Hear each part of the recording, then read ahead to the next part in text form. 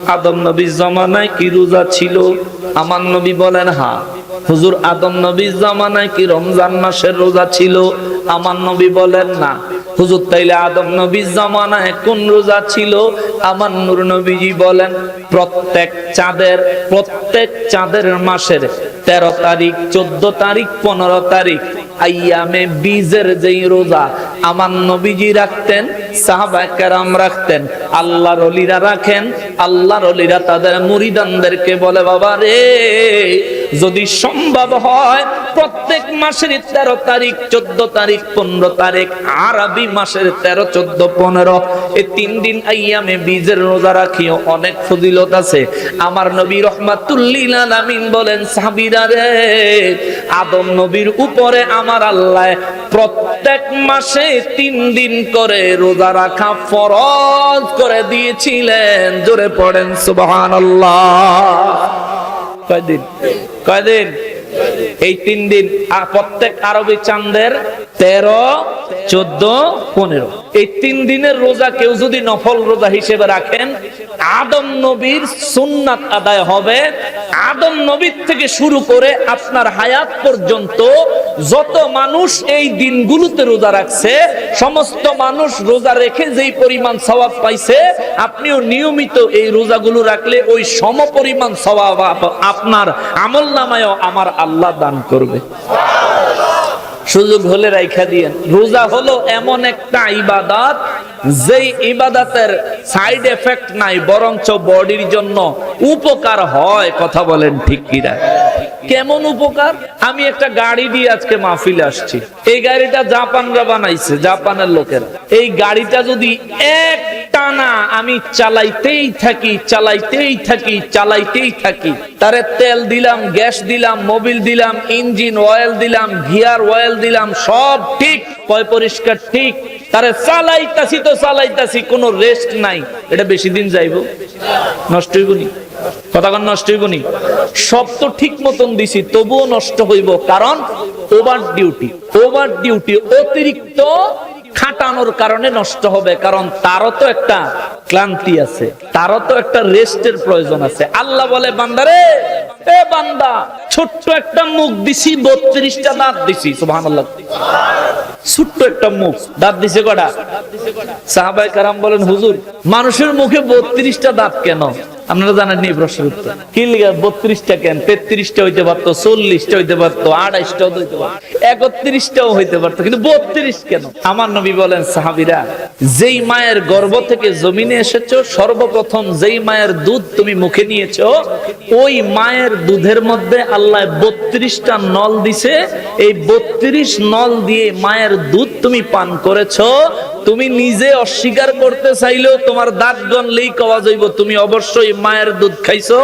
মায়ের দুধের দাবি পরিশোধ করার আগে, মাকে খুশি করার আগে বান্দা জান্নাত মিলবে না। জোরে কোন সুবহানাল্লাহ।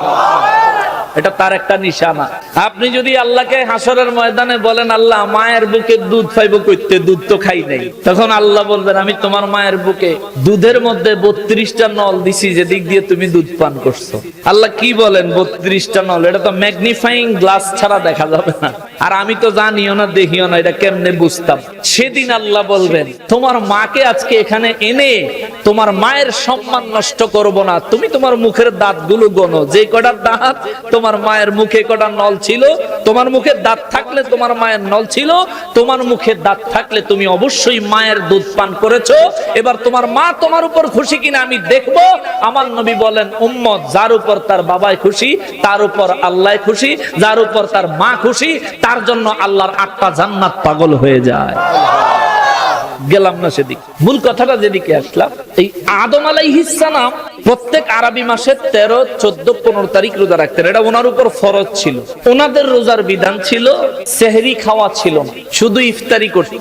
মাগরিবের পর থেকে এশা পর্যন্ত সময় কিছু খাইতে পারত। এশার নামাজের পর থেকে খানা বন্ধ। খেয়াল করবেন, রোজার ইতিহাস জানতে হবে। আবার কোন ব্যক্তি যদি আদম নবীর জামানা থেকে শুরু করে যত জামানা পর্যন্ত এই 3টা রোজা ফরজ ছিল, তাদের বিধান ছিল এমন, মাগরিবের পর পরে কিছু খায় নাই, ইফতারির সময় কিছু খাইছে, এশার আগে কিছু খাইতে পারে নাই, শরীরের ক্লান্তির জন্য মনে করেন ঘুমায় গেছে। এই ঘুমাইলে ঘুম থেকে উঠার পরে ওই রোজা অবস্থায় খাওয়া হারাম, খাওয়া জায়েজ ছিল না। এইটা আমার নবীর জামানায় আইসা আমার নবীজির এক সাহাবীর কারণে আমাদের উপর মাগরিব থেকে ফজরের নামাজ পর্যন্ত খাওয়া, ফজরের সুবহে সাদেক নামাজ না, সুবহে সাদেক ফজরের ওয়াক্ত পর্যন্ত খাওয়া আল্লাহ হালাল করে দিয়েছে। জোরে কোন সুবহানাল্লাহ। নবীজির একজন সাহাবী হযরতে সারমা রাদিয়াল্লাহু তাআলা আনহু রমজান মাসে আমার নবী রাহমাতুল লিল আলামিন রোজার বিধান দিলেন, ওই আদম নবীর রোজার মতো মাগরিব থেকে এশা পর্যন্ত খাইবা, এর মধ্যে ঘুমাইলে খানা শেষ, ঘুমাইলে খানা শেষ, আজগার খাওয়া হইতো না, পরে আবার সাহরির টাইম। হযরতে সারমা রাদিয়াল্লাহু তাআলা আনহু রমজান মাসে রোজা রাখে জমিনে গেছে, অনেক কাজ করছে, হার্ড ওয়ার্ক যারে কয়, কঠিন পরিশ্রম করার পরে ইফতারের সময় বাড়িতে আইছে। ইফতারের সময় হইছে, বিবিরে ডাক দিয়া কয়, বিবিরে, ও বিবি আমারে ইফতারি দাও। ইফতারের সন্ধ্যার সময় এই বেচারিও তো রোজা রাখছে, তিনিও রান্না বান্না নিয়ে ব্যস্ত। সেদিন রান্না করতে একটু দেরি হয়েছে, কিন্তু তার পরিশ্রমের কারণে অনেক বেশি পরিশ্রম করে আমরা দেখবেন যদি হাত মুখ ধুইয়া বিছানায় পিঠ লাগায় সাথে সাথে ঘুমাইসা পড়ে, ঠিক না বাবা? সারমা রাদিয়াল্লাহু তাআলা বিছানায় পিঠ লাগাইছে, সাথে সাথে ঘুম চলে আসছে।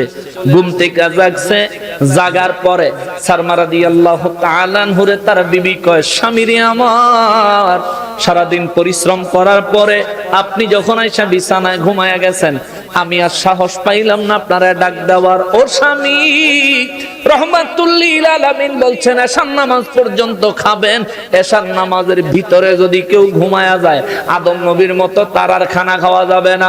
ও স্বামী, তাইলে আজকে তো আপনি আর খেতে পারবেন না। তিনি বলেন প্রয়োজন হলে জীবন যাবে, রাহমাতুল লিল আলামিনের কথার, আল্লাহর বিধানের অবাধ্য আমি হতে পারবো না। জোরে বলেন সুবহানাল্লাহ। সাহাবীদের জীবন দেখেন। আফসোস আমাদের যুবকরা এত ফ্যাসিলিটি পাওয়ার পরেও রমজান মাসে দোকানের সামনে দিয়ে শাটার লাগায়া পিছন দিয়ে ঢুকে খায়। আছে নিও, আবার কিছু যুবক আছে হেরা আবার বিভিন্ন নেতা খেতা তো রমজান মাসে রাস্তার কিনারে ওপেনে দাঁড়ায় বিড়ি টানে, আছে নি এরকম? হযরতে সারমা ইবনে ওয়াক্কাস রাদিয়াল্লাহু তাআলা আনহু ওই দিন আর কিছু খায় নাই, সাহরির সময়ও খানা নাই। পরের দিন দুপুর বেলায় ক্ষুধার যন্ত্রণায় আর পরিশ্রমের কারণে দুপুর বেলা মাথা গুইরা অজ্ঞান হয়ে পড়ে গেছে। সাহাবায়ে কেরাম তার মাথায় পানি ঢাললেন। আমার দয়াল নবী রাহমাতুল লিল আলামিনের দরবারে খবর গেল, নবী গো, সারমা রাদিয়াল্লাহু তাআলা আনহু তার অবস্থা খারাপ। নবী বলেন কি হইছে? বলে হুজুর কালকে কাজ কইরা এসে ক্লান্তির কারণে ঘুমায়া গেছে, আপনি তো নিষেধ করছেন খাওয়া যাবে না, খানাও খায় নাই। ইয়া রাসূলুল্লাহ, সাহরির সময় তো খানা বন্ধ, সাহরিও নাই, এশার নামাজের পরে খানাও নাই। মুসলমানের আমার নবী রাহমাতুল লিল আলামিন বলেন তারপরে? বলে হুজুর এখন তো সারমা রাদিয়াল্লাহু তাআলা আনহুর অবস্থা বড় খারাপ। কি হইছে? হুজুরে তো মাথা ঘুরে পড়ে গেছে আজকে দুপুরে, তার মাথায় পানি দিতেছে, চিকিৎসা চলতেছে। নবী আমার রাহমাতুল লিল আলামিন সাহাবায়ে কেরামের বলেন, সাহাবীরা রে চল চল চল, আমি আমার সারমাকে দেখতে যাব। আমার নবী রাহমাতুল লিল আলামিন সারমার বাড়িতে গেলেন। তার যখন হুঁশ ফিরল, আমার নবীজির কদম মোবারকে হাত দিয়া ডাক দিয়া কয়, নবী গো, আমি সারমা জীবন দিতে পারি, আপনার কথার অবাধ্য হব না। জোরে কন্যা সুবহানাল্লাহ।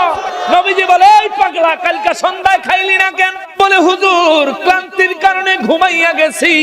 নবীকে ঘুমেতে উঠে খাইলি না কেন? কয় হুজুর আল্লাহ এবং তার রাসূলের বিধান, ঘুমায়া গেলে খানার চান্স শেষ, সুযোগ শেষ। আমার নবী রাহমাতুল লিল আলামিনের মন মোবারক খারাপ হলো। আমার নবীজি দুই চক্ষু মোবারকের পানি মোবারক ছাইড়া দিয়া আল্লাহর দরবারের দিকে তাকায়া রইলেন। মনে মনে ভাবতেছেন, মালিক, ও মালিক, আমার উম্মতের জন্য রোজার বিধানটা একটু কঠিন হয়ে গেছে। আল্লাহ জিবরাইল আমিনরে পাঠাইছে, জলদি যা। জিবরাইল আমিন হাজির হলেন, জিজ্ঞেস করেন, নবী গো, আল্লাহ জিগাইছে রোজার বিধানটা কোন দিক দিয়া কঠিন হইছে, আপনি শুধু বলেন, আল্লাহ বলছে ওই দিকে সহজ করে দিবে। জোরে কোন সুবহানাল্লাহ। এ মুসলমানের, আমার পেয়ারা নবীর উম্মতেরা রে, কেন সুন্নিরা নবী নবী করে, কেন পীর মাশায়েখরা নবী নবী করে, কেন আল্লাহর ওলিরা নবী নবী করে? তার কারণ আছে বাবা। আমার নবীজি মনে মনে ভাবলেন, আল্লাহ যদি রোজার বিধানটা আমার উম্মতের জন্য আর একটু সহজ হইতো। আল্লাহ কয়, জিবরাইল জলদি যা খবর ল। জিবরাইল আমিন কয়, হুজুর আপনি বলেন কোন দিকে কঠিন হইছে, আপনার দরখাস্ত দেন, আল্লাহ বলছে সহজ করে দিব। আমার নবী কয়, আমার উম্মতের জন্য মাগরিব থেকে এশা পর্যন্ত সময়টা বাড়াইয়া যদি সুবহ সাদেক পর্যন্ত করা যাইতো, আর আমার উম্মত ঘুমাইলেও ঘুম থেকে জাগার পর খাওয়াটা যদি হালাল করা যাইতো, আমি নবী শান্তি পাইতাম। জোরে কোন সুবহানাল্লাহ। আল্লাহ কয়, নবী গো ও রাহমাতুল লিল আলামিন, আর কোন সুযোগ সুবিধা যদি দেওয়া লাগে গো নবী, আপনি আমাকে বলবেন, কেন না আমি আল্লাহর ইচ্ছা হলো আপনাকে খুশি করা। আমার খুশি হলো, আমার ইচ্ছা হলো আপনাকে খুশি করা।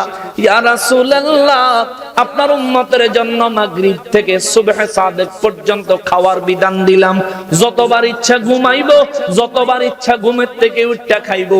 আমি আল্লাহর পক্ষ থেকে আর কোনো নিষেধাজ্ঞা নাই। শুধু তাই না, আপনার হৃদয়ের আকুতির জন্য আমি আল্লাহ ঘোষণা দিলাম, পুরা রমজান মাসের শুরু থেকে শেষ পর্যন্ত সারা রমজান মাসে আপনার উম্মত, আমার বান্দা রোজাদারেরা যা খাইবো, যা পান করব, আমি আল্লাহ তার কোনো হিসাব নিব না। জোরে কন্যা সুবহানাল্লাহ। রমজানে খাইয়াও হিসাব দেওয়া লাগতো, আলু পেঁয়াজি বুট আলুর চপ, হ্যাঁ কত কিছু। এইতে তো না যায় স্যার কথা কইয়া আল্লাহ। এটারে খালি কয় বুখারীত আসেনি, বুখারীত থাকলে মানি, না থাকলে মানি না। আছে না এরকম এক গ্রুপ? কথা কয় না, আসেনিও? আপনাকে এদিকে হয়তো নাই, এদিকেও আছে। তো এই বেচারাগার লগে মোনাজারাত কখনোই তারা আসে না। কেননা মোনাজারাত বসলে প্রথম একটা প্রশ্নের উত্তরই তারা দিতে পারবো না। আমি প্রশ্নটা আজকে করে যাই, কারো কাছে থাকলে আমারে জানাইও। বুখারীত না থাকলে নবীর ব্যাপারে কোনো কিছু তুমি মানো না। তুমি যে বেটারে বাপ ডাকো, হে যে তোমার বাপ, এটা বুখারীত আছে, তাহলে তারে তুমি বাপ ডাকো কোন দলিলের ভিত্তিতে? এই একটা প্রশ্ন রেখে গেলাম, এটার উত্তর দিও বুখারী মার্কা মৌলভী সাহেব। শুধু তো বুখারীত না, আরো আছে, জামু সেদিকে। আগে আমাদের ইসলাহের বিষয়টা চলে আসে। সুরের ওয়াজ পর হইব, পরের ওয়াজ পর হইব, নিজের ওয়াজ আগে হইব, ঠিক কিনা বলেন? আমাদের ইসলাহের দরকার। কারণ আমি সারা দেশে খুঁজিও করে, ওরা দিশা বিশা না ভাই আমার মামলা দেয়, আবার আমার পিছে কামলাও দেয়। মামলা দিয়ে আবার হেতারা ভিডিও করে 4টা 5টা বিয়া করছে। আমি 4টা বিয়া করলে তোর সমস্যা কি রে? এ ফকির নির্ভূত, আমি 4টা বিয়া করলে আমার বউ তোর বাড়ির খাইতেও জানা, ভরতেও জানা, আমার বিরুদ্ধে তোর কাছে বিচারও দিতে জানা। অতএব আমি যদি 4টা বিয়া করি, ইসলামে হালাল আছে, বাংলাদেশের আইনে বৈধ আছে, তুই কথা কই না কেডা? ঠিক কিনা বলে? তবে আল্লাহর কসম কোরআন শরীফে এরকম কিছু করি নাই, হুদা বুয়া কথা। ইনশাআল্লাহ সময় আসতেছে, দাওয়াত পাইবেন, বিয়া করব। সময় আইতাছে, ইন্টারনেটে ঘোষণা দিয়া বিয়া করব, শুধু অগজ জ্বালায়। যাই হোক, আমার বিরুদ্ধে জামলা তা কইতে পারো, কোনো অসুবিধা নাই। আমার চরিত্রে যত খুশি কলঙ্ক লাগাইতে চাও লাগাইতে পারো, কোনো অসুবিধা নাই, কিচ্ছু কম না। রাসূলের ইজ্জতে আঘাত করবি, তোর গলার রগ টাইনা ছিঁড়া ফেলাম। আমার রাসূলের শানে আঘাত করতে পারবি না। আমার যেমন চায় তা, যেমনে চায় তা। আরো খারাপ কোনো কথা থাকলে ক। মুসলমান এদের আকীদা সম্পর্কে কিছু কথা বলার জন্য আমগো মোল্লা সাহেব আমারে বিশেষ করে অনুরোধ করছে। আমি আমার কাছে আচ্ছা বেশি না, তাগো 14টা বদ আকীদার কথা উল্লেখ করে দিয়ে যাবো, তাগো 14 গোষ্ঠী উদ্ধার হয়ে যাবে ইনশাআল্লাহ। 14টা বদ আকীদা, তাদের কোন হুজুর লেখছে, কোন কিতাবে লেখছে, আমি এটা সব উল্লেখ করে দিয়ে যাবো। কিয়ামত পর্যন্ত সময় দিয়ে গেলাম, যদি এই কথাগুলোর বিরুদ্ধে মিথ্যা বানোয়াট কিংবা এমন কোন কথা তোমাদের হুজুররা লেখে নাই, কিংবা এমন কোন আকীদা তোমাদের ভিতরে নাই, কিয়ামতের আগ পর্যন্ত যদি এটা প্রমাণ করতে পারো, 50 লক্ষ টাকা তোমার জন্য পুরস্কার। আর আমি তোমার কাছে মুরিদ মুফরি প্রমাণ করো। মুসলমান এখন এমন একটা পরিস্থিতি হয়েছে, সারা গায়ে ক্ষত, ওষুধ দিব কত। যেদিকে তাকাবেন সেদিকে মুনাফিক, যেদিকে তাকাবেন সেদিকে গুস্তাখে রাসূল, যেদিকে তাকাবেন সেদিকে দুশমনের রাসূল, যেদিকে তাকাবেন সেদিকে ঈমান চোর ডাকাইতে ভরে গেছে, ঠিক কিনা বলে? যেদিকে তাকাই ঘরে ঘরে ঢুকে গেছে। এই তো রমজান মাস আইছে, তারাবির নামাজ লয়ে একটা বিতলামি করে। তারাবির নামাজ হেতে কয় 8 রাকাত বলে, হেতে কয় বলে 8 রাকাত। এতদিন 8 রাকাত কইছে, এখন তো আইয়া কি কইতেছে, না না ওইটা বিতিস্য। এখন আইয়া কইতাছে তারাবি কোনো ডেলি পড়ন লাগতো না। ইবাদত যে কমায়। এই আমাগো চুল কাইটটা যারা চুলের সাইজ করে ছোট করে এগরে আপনারা কি কর, এতারা তো নাফিদের দায়িত্ব লইছে, খালি কাটে। মিলাদ নাই, মুনাজাত নাই, তারাবির নামাজ 20 রাকাত নাই, আজানের পরে দোয়া নাই, আজানের আগে দুরুদ সালাম নাই, ও মামা হাতে খালি নাই নাই নাই। অর্থাৎ সে কেসিনিয়া কোত্থেকে যেন উদয় হইছে শুধু কমানোর জন্য। ইত্রামি ফাতরামি যতই করো, এই সোনার বাংলাদেশে ইসলাম নিয়ে আসছে আল্লাহর ওলিরা। এই দেশের মুসলমানকে একটা জিনিস আল্লাহর ওলিরা শিক্ষা দিছে, ইবাদত করলে খুশি হয় আল্লাহ, ইবাদত ছাড়লে খুশি হয় শয়তান। ঠিক কিনা বলেন? ইবাদত করতে যারা বলে তারা আল্লাহ ওয়ালা, ইবাদত ছাড়তে যারা বলে তারা শয়তান ওয়ালা। ঠিক কিনা বলেন? আল্লাহু আকবার, নারায়ে রিসালাত, ইয়া রাসূলুল্লাহ, আহলে সুন্নাত ওয়াল জামাত, জিন্দাবাদ জিন্দাবাদ, হযরত মাওলানা হাসান নকশী সাহেব, জিন্দাবাদ জিন্দাবাদ। মুআজ্জাজ মুকাররম, আপনাদের দিকে কি ভাইরাস বেশি নি? ভাইরাস বেশি? তা আমি তো মাইক দিয়ে কইতাছি না, ভাইরাস কেউ যদি থাকেন আপনার কাছে বিশেষ অনুরোধ, স্টেজে আইও। আমি যদি ভুল কই আমারে ধরে দিয়ে যাও। আমরা যদি ভুল পথে থাকি, তুমি যদি সঠিক পথে থাকো, তোমার প্রথম দায়িত্ব আমাদের ভুল ধরায় দাও।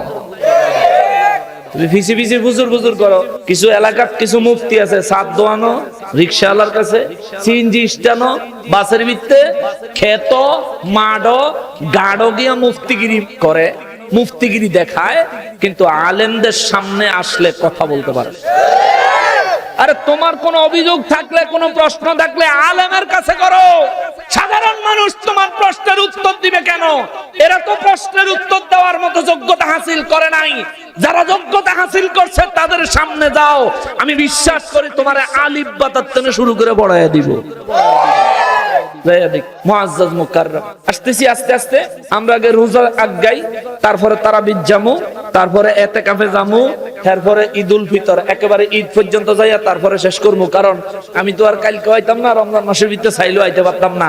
আজকে পয়লার থেকে শেষ পর্যন্ত একটা অ্যান্টিবায়োটিক কোর্স করানোর জন্য আমার খেয়াল আছে। আপনাকে কোনো কষ্টই দিবনি, গরমটা একটু বেশি আর কি, এটাও আল্লাহর রহমত। যদি শীত বেশি হইতো এটাও আল্লাহর রহমত হইতো, তবে গরমের টানে শীতটা বেশি হইলে বেশি কষ্ট হয়ে যায়। উপরের টানে রস পড়তো, অনেকের শীতের খিসা নিয়ে ধরত, বাড়ির বালিশের কথা, ল্যাপটপ সুখের কথা মনে উঠলে উঠতে যাইতেন। আল্লাহ কহ আজকে যাওয়া যাওয়াই নাই, এমন সিস্টেমে দিব ইনশাআল্লাহ। তোমরা যদি নিজের আওয়াজ না শোনো, নিজের জবাব দিতে করতে হইব, সময় মতন জায়গা মতন নিয়ে ধর্ম। আল্লাহ যেহেতু এই পরিস্থিতিতে আমাদেরকে এখানে আসার মতো তৌফিক দিবেন, আবারও পড়ি আলহামদুলিল্লাহ।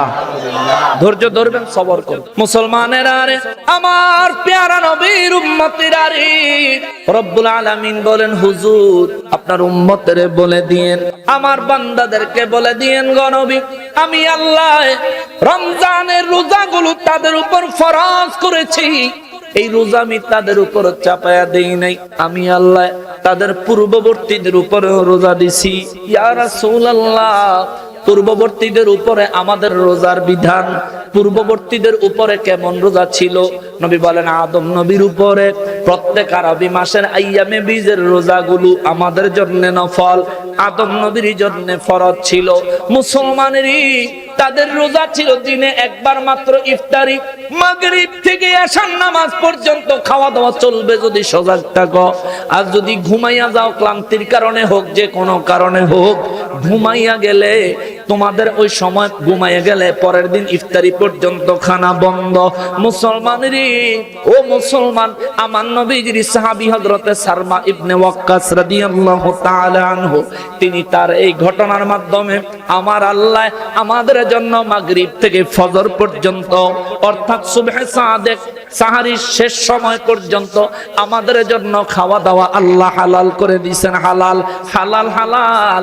ও মুসলমানেরই, আমার নূর নবী রাহমাতুল লিল আলামিনের খাতিরে আমরা আরো অনেক নিয়ামত পাইছি। বাবা হুজুর কেমন নিয়ামত? রমজান মাসে আমাদের জন্য মাগরিবের নামাজের পর থেকে এশার নামাজ পর্যন্ত এই সময়টা স্ত্রী সহবাস জায়েজ ছিল। এশার নামাজের পর থেকে আর সুবহে সাদিক পর্যন্ত এর মধ্যে আর স্বামী স্ত্রী একসঙ্গে হওয়া যাইতো না, সহবাস করা যাইতো না, এমন বিধান ছিল। কিন্তু দেখা গেল নবীজির কিছু সাহাবী, তার মধ্যে বিশেষ করে হযরতে ওমর ফারুক রাদিয়াল্লাহু তাআলা আনহু পর্যন্ত একদিন ওই এশা নামাজের পরে রাত্রে বেলা ওনাদের তো স্বামী স্ত্রীর মধ্যে মেলামেশা হয়ে গেছে। কি কয় আগুনের কাছে মন গেলে গইলা যাবে, এটাই স্বাভাবিক। কেন? যারা বিয়ে করেন এটা না বুঝবেন, আপনারা যারা বিয়ে করছেন আপনারা তো বুঝেন নাকি? বেজাল তো লাগাই দিছে। তো যা হবার তা তো হইছে। পরের দিন নবীজির দরবারে গেছে, ইয়া রাসূলুল্লাহ হুজুর বিপদ হয়ে গেছে। কি হুজুর এটা তো করে লইছি। নবীজি কয় তোমাকে না করছি না? জি ইয়া রাসূল। তো হুজুর হয়ে গেছে, অনেকটা লেগে তওবা করি, মাফ করে দেন। আল্লাহরে কর্না মাফ করে দিন। সুবহানাল্লাহ কোন এই কথাটা আমার আল্লাহ এই কোরআনুল কারীমে আইনা 186 নম্বর আয়াতে আল্লাহ নিজে উল্লেখ করছেন। সুবহানাল্লাহ।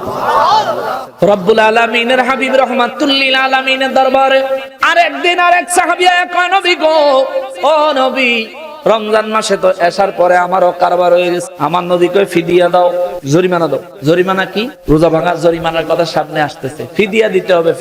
ফিদিয়া হতে একজন ফকিরকে অর্ধ সা পরিমাণে গম, অর্ধ সায়ের এখনকার সময়ের ওজনে হইল 2 কেজি 5 গ্রাম, 2 কেজি 5 গ্রাম গম অথবা 4 কেজি 10 গ্রাম ভুট্টা, অথবা এর মূল্য একজন মিসকিনকে দিতে হবে। তাইলে একজনে রোজা ভাঙলে রোজার কাফারা আদায় হবে। তবে যদি কেউ ইচ্ছাকৃত ভাঙ্গে পরে আবার রোজাও রাখতে হইব, আবার এক রোজার বিনিময়ে 60 রোজা রাখতে হবে। আবার আরো হাদিস শরীফে বর্ণনা আসছে, নবী বলছেন কেউ যদি ইচ্ছে করে একটা রোজা ভাঙে, বাকি সারা জীবন একাধারে রোজা রাখলেও ওই এক রোজার কাফারা আদায় সম্পন্ন হবে না। জোরে কোন সুবহানাল্লাহ। আমরা তো যুবকরা যারা আছে তারা তো ভাঙবই। আমার দয়াল নবীর দরবারে রিসালাতের মধ্যে সাহাবী যখন আসলেন, আমার দয়াল নবী কয় দাও ফিদিয়া দাও, জরিমানা দাও। বলে হুজুর আমি গরিব মানুষ, জরিমানা দেওয়ার মতো অবস্থা আমার নাই। আমার নবী কয় তাইলে গিয়া 60টা রোজা রাখবা। কয় হুজুর একটা রোজার রাইতে গন্ডগোল লাগাইয়া দিছি, একাধারে 60টা কেমনে থাকবো? সুবহানাল্লাহ কোন না। হুজুর এক রাইতে তো গন্ডগোল লেগে গেছে, আবার 60 রাত একাধারে 60 দিন হুজুর বাইঙ্গা থাকলে ওই বনি। নবী কয় না, একাধারে থাকতে হবে। মাঝখানে একদিন বাংলে আবার নতুন করে 60 দিন। কয় হুজুর মাপ চাই, হাততাম মাফ করে দেন। আর পক্ষে হুজুর এটা সম্ভব না।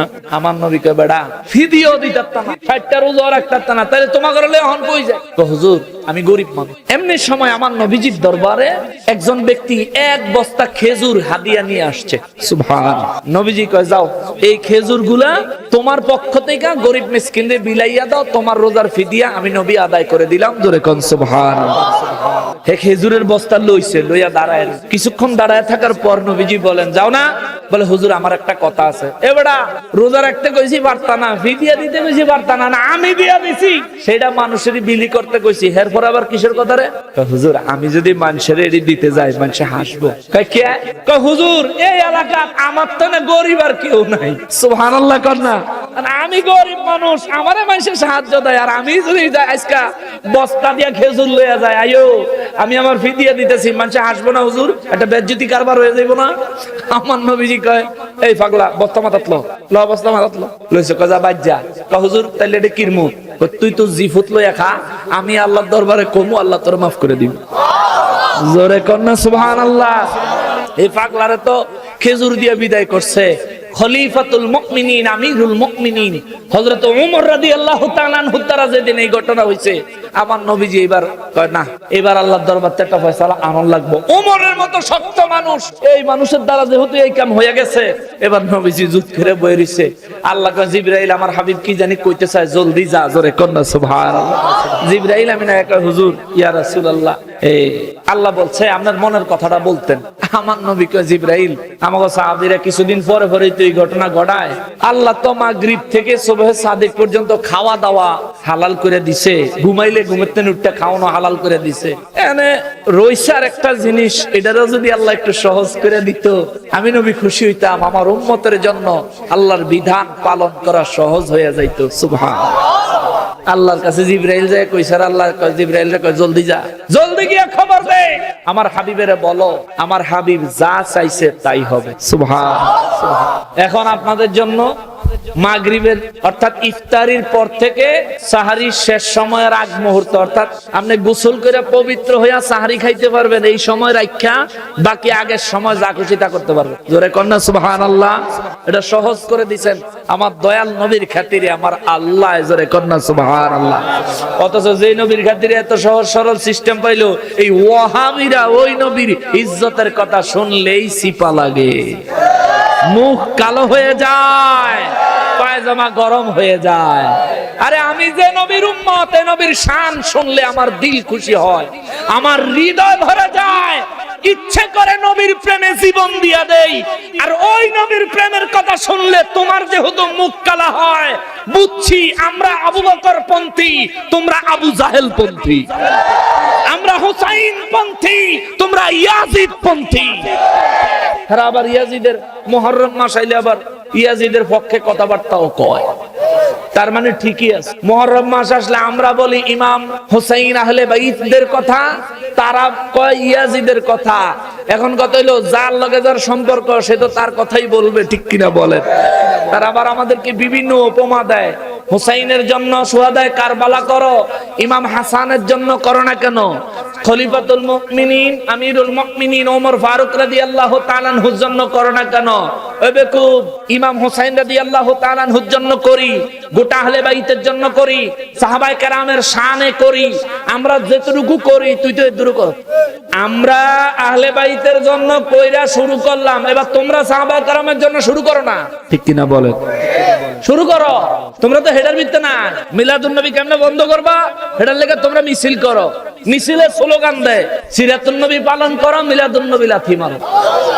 জোরে বলেন। এটা কি কোনো মুসলমানের মুখে এমন কথা আসতে পারে?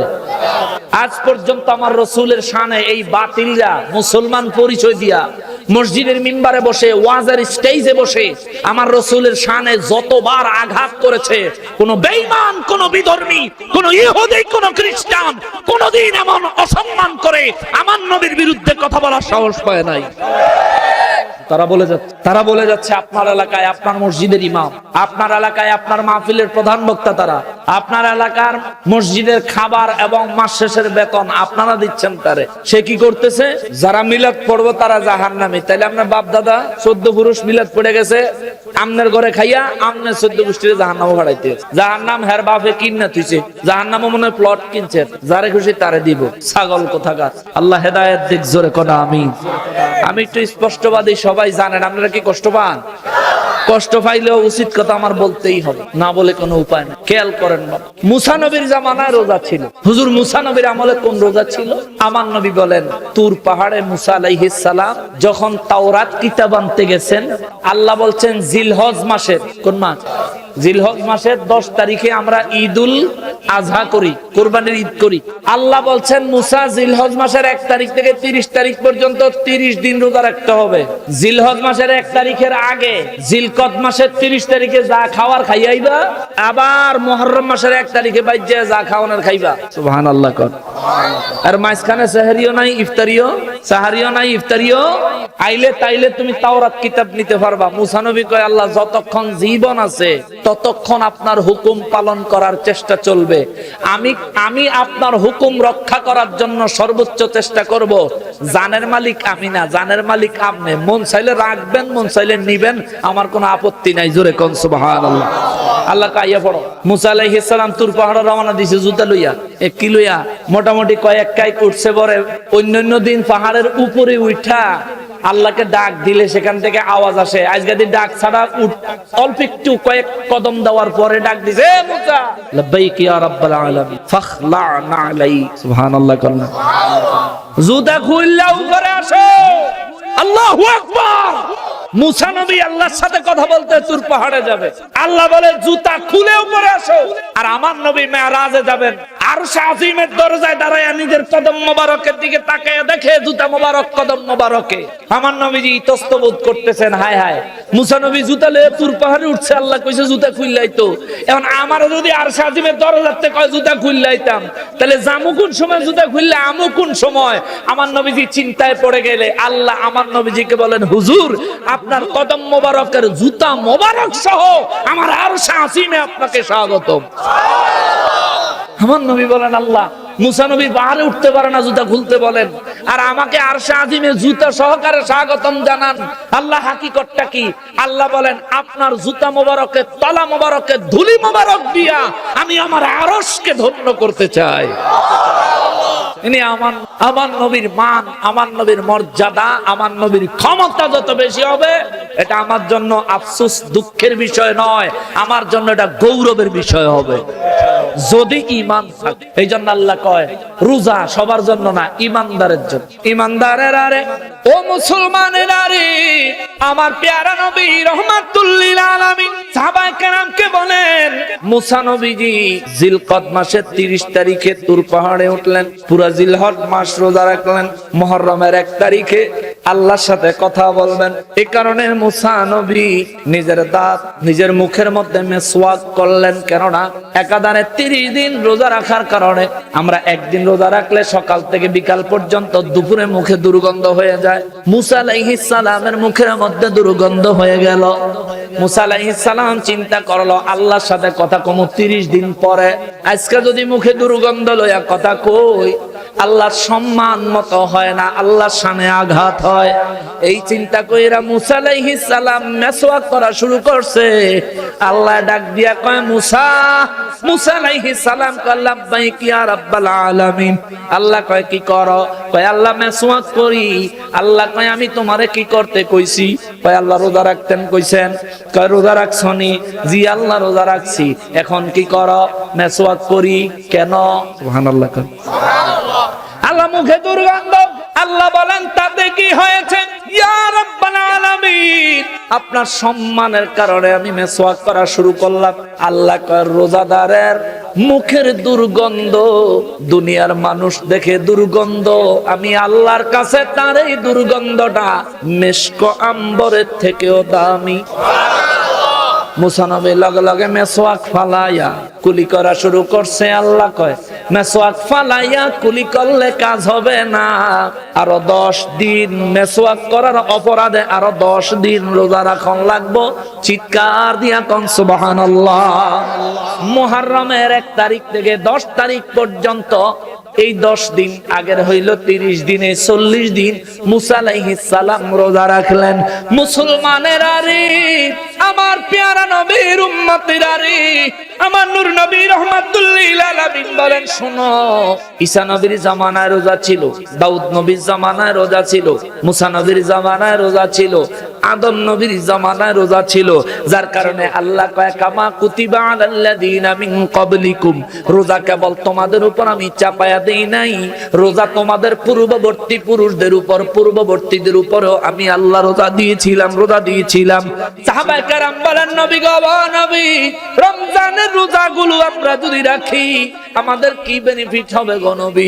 আল্লাহ কয়, হুজুর বলে দেন, লাআল্লাকুম তাত্তাকুন, আমার সিদ্ধান্ত মোতাবেক, আমার বিধান মোতাবেক আমি আল্লাহর হুকুমগুলি সঠিকভাবে মাইনা মাহে রমজানের রোজাগুলো যারা পালন করবে, আমি আল্লাহ তাদেরকে তাকওয়াবান বানায়া দিব।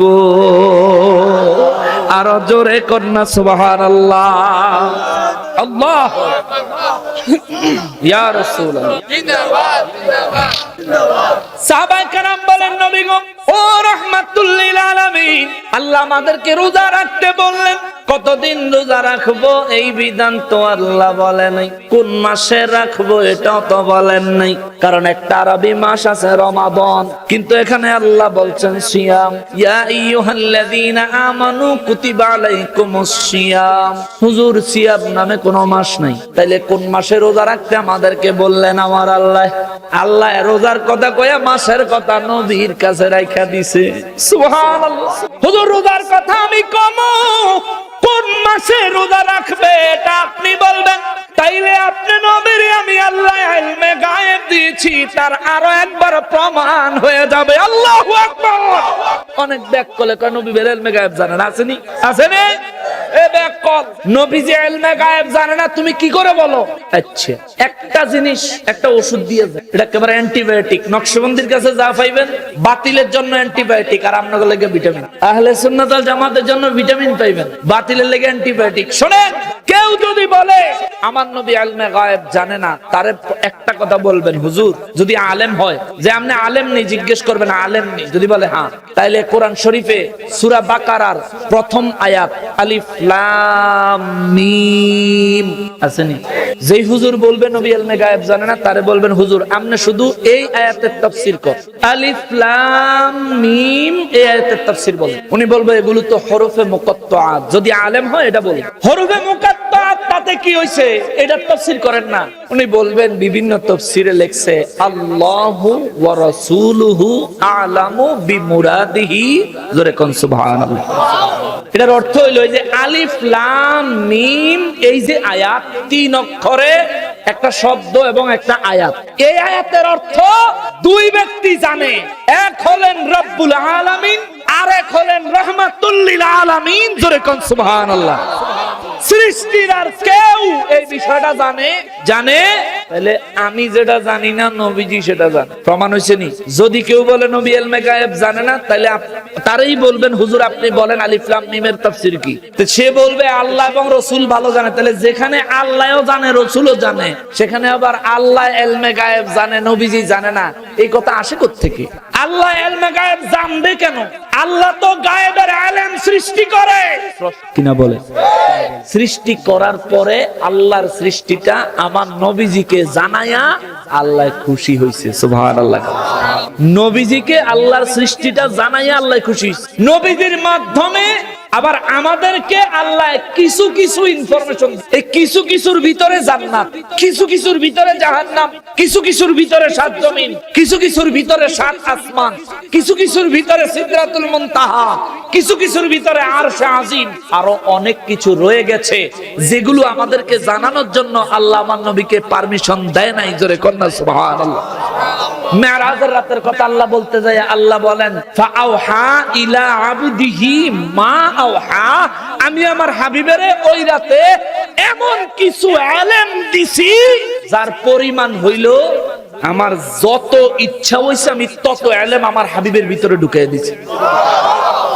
এবার আল্লাহর ইচ্ছা এটা পরিমাপ করার কত বড় হইতে পারে, কি পরিমাণ হইতে পারে, এটা পরিমাণ করার মতো আমাদের দেশে কোন পরিমাপক যন্ত্র বা আমাদের আত্মিক হৃদয়ের রুহের কোন পাওয়ার আছে? আছে? যেখানে আল্লাহ বলেন আমার যত ইচ্ছা হইছে ফাআওহা ইলা আবদিহি, আমি আমার হাবিব যিনি আমার সামনে বডি এবং রূহ সহ উপস্থিত ছিলেন, আমার ওই হাবিবের ভিতরে আমি ওহী ঢুকাইয়া দিছি। কতটা? মা আওহা, যতটা আমার ইচ্ছা হইছে ততটা ঢুকাইয়া দিছি, যেটা আর কারো মধ্যে দেই নাই। চিৎকার দিয়া কোন সুবহানাল্লাহ।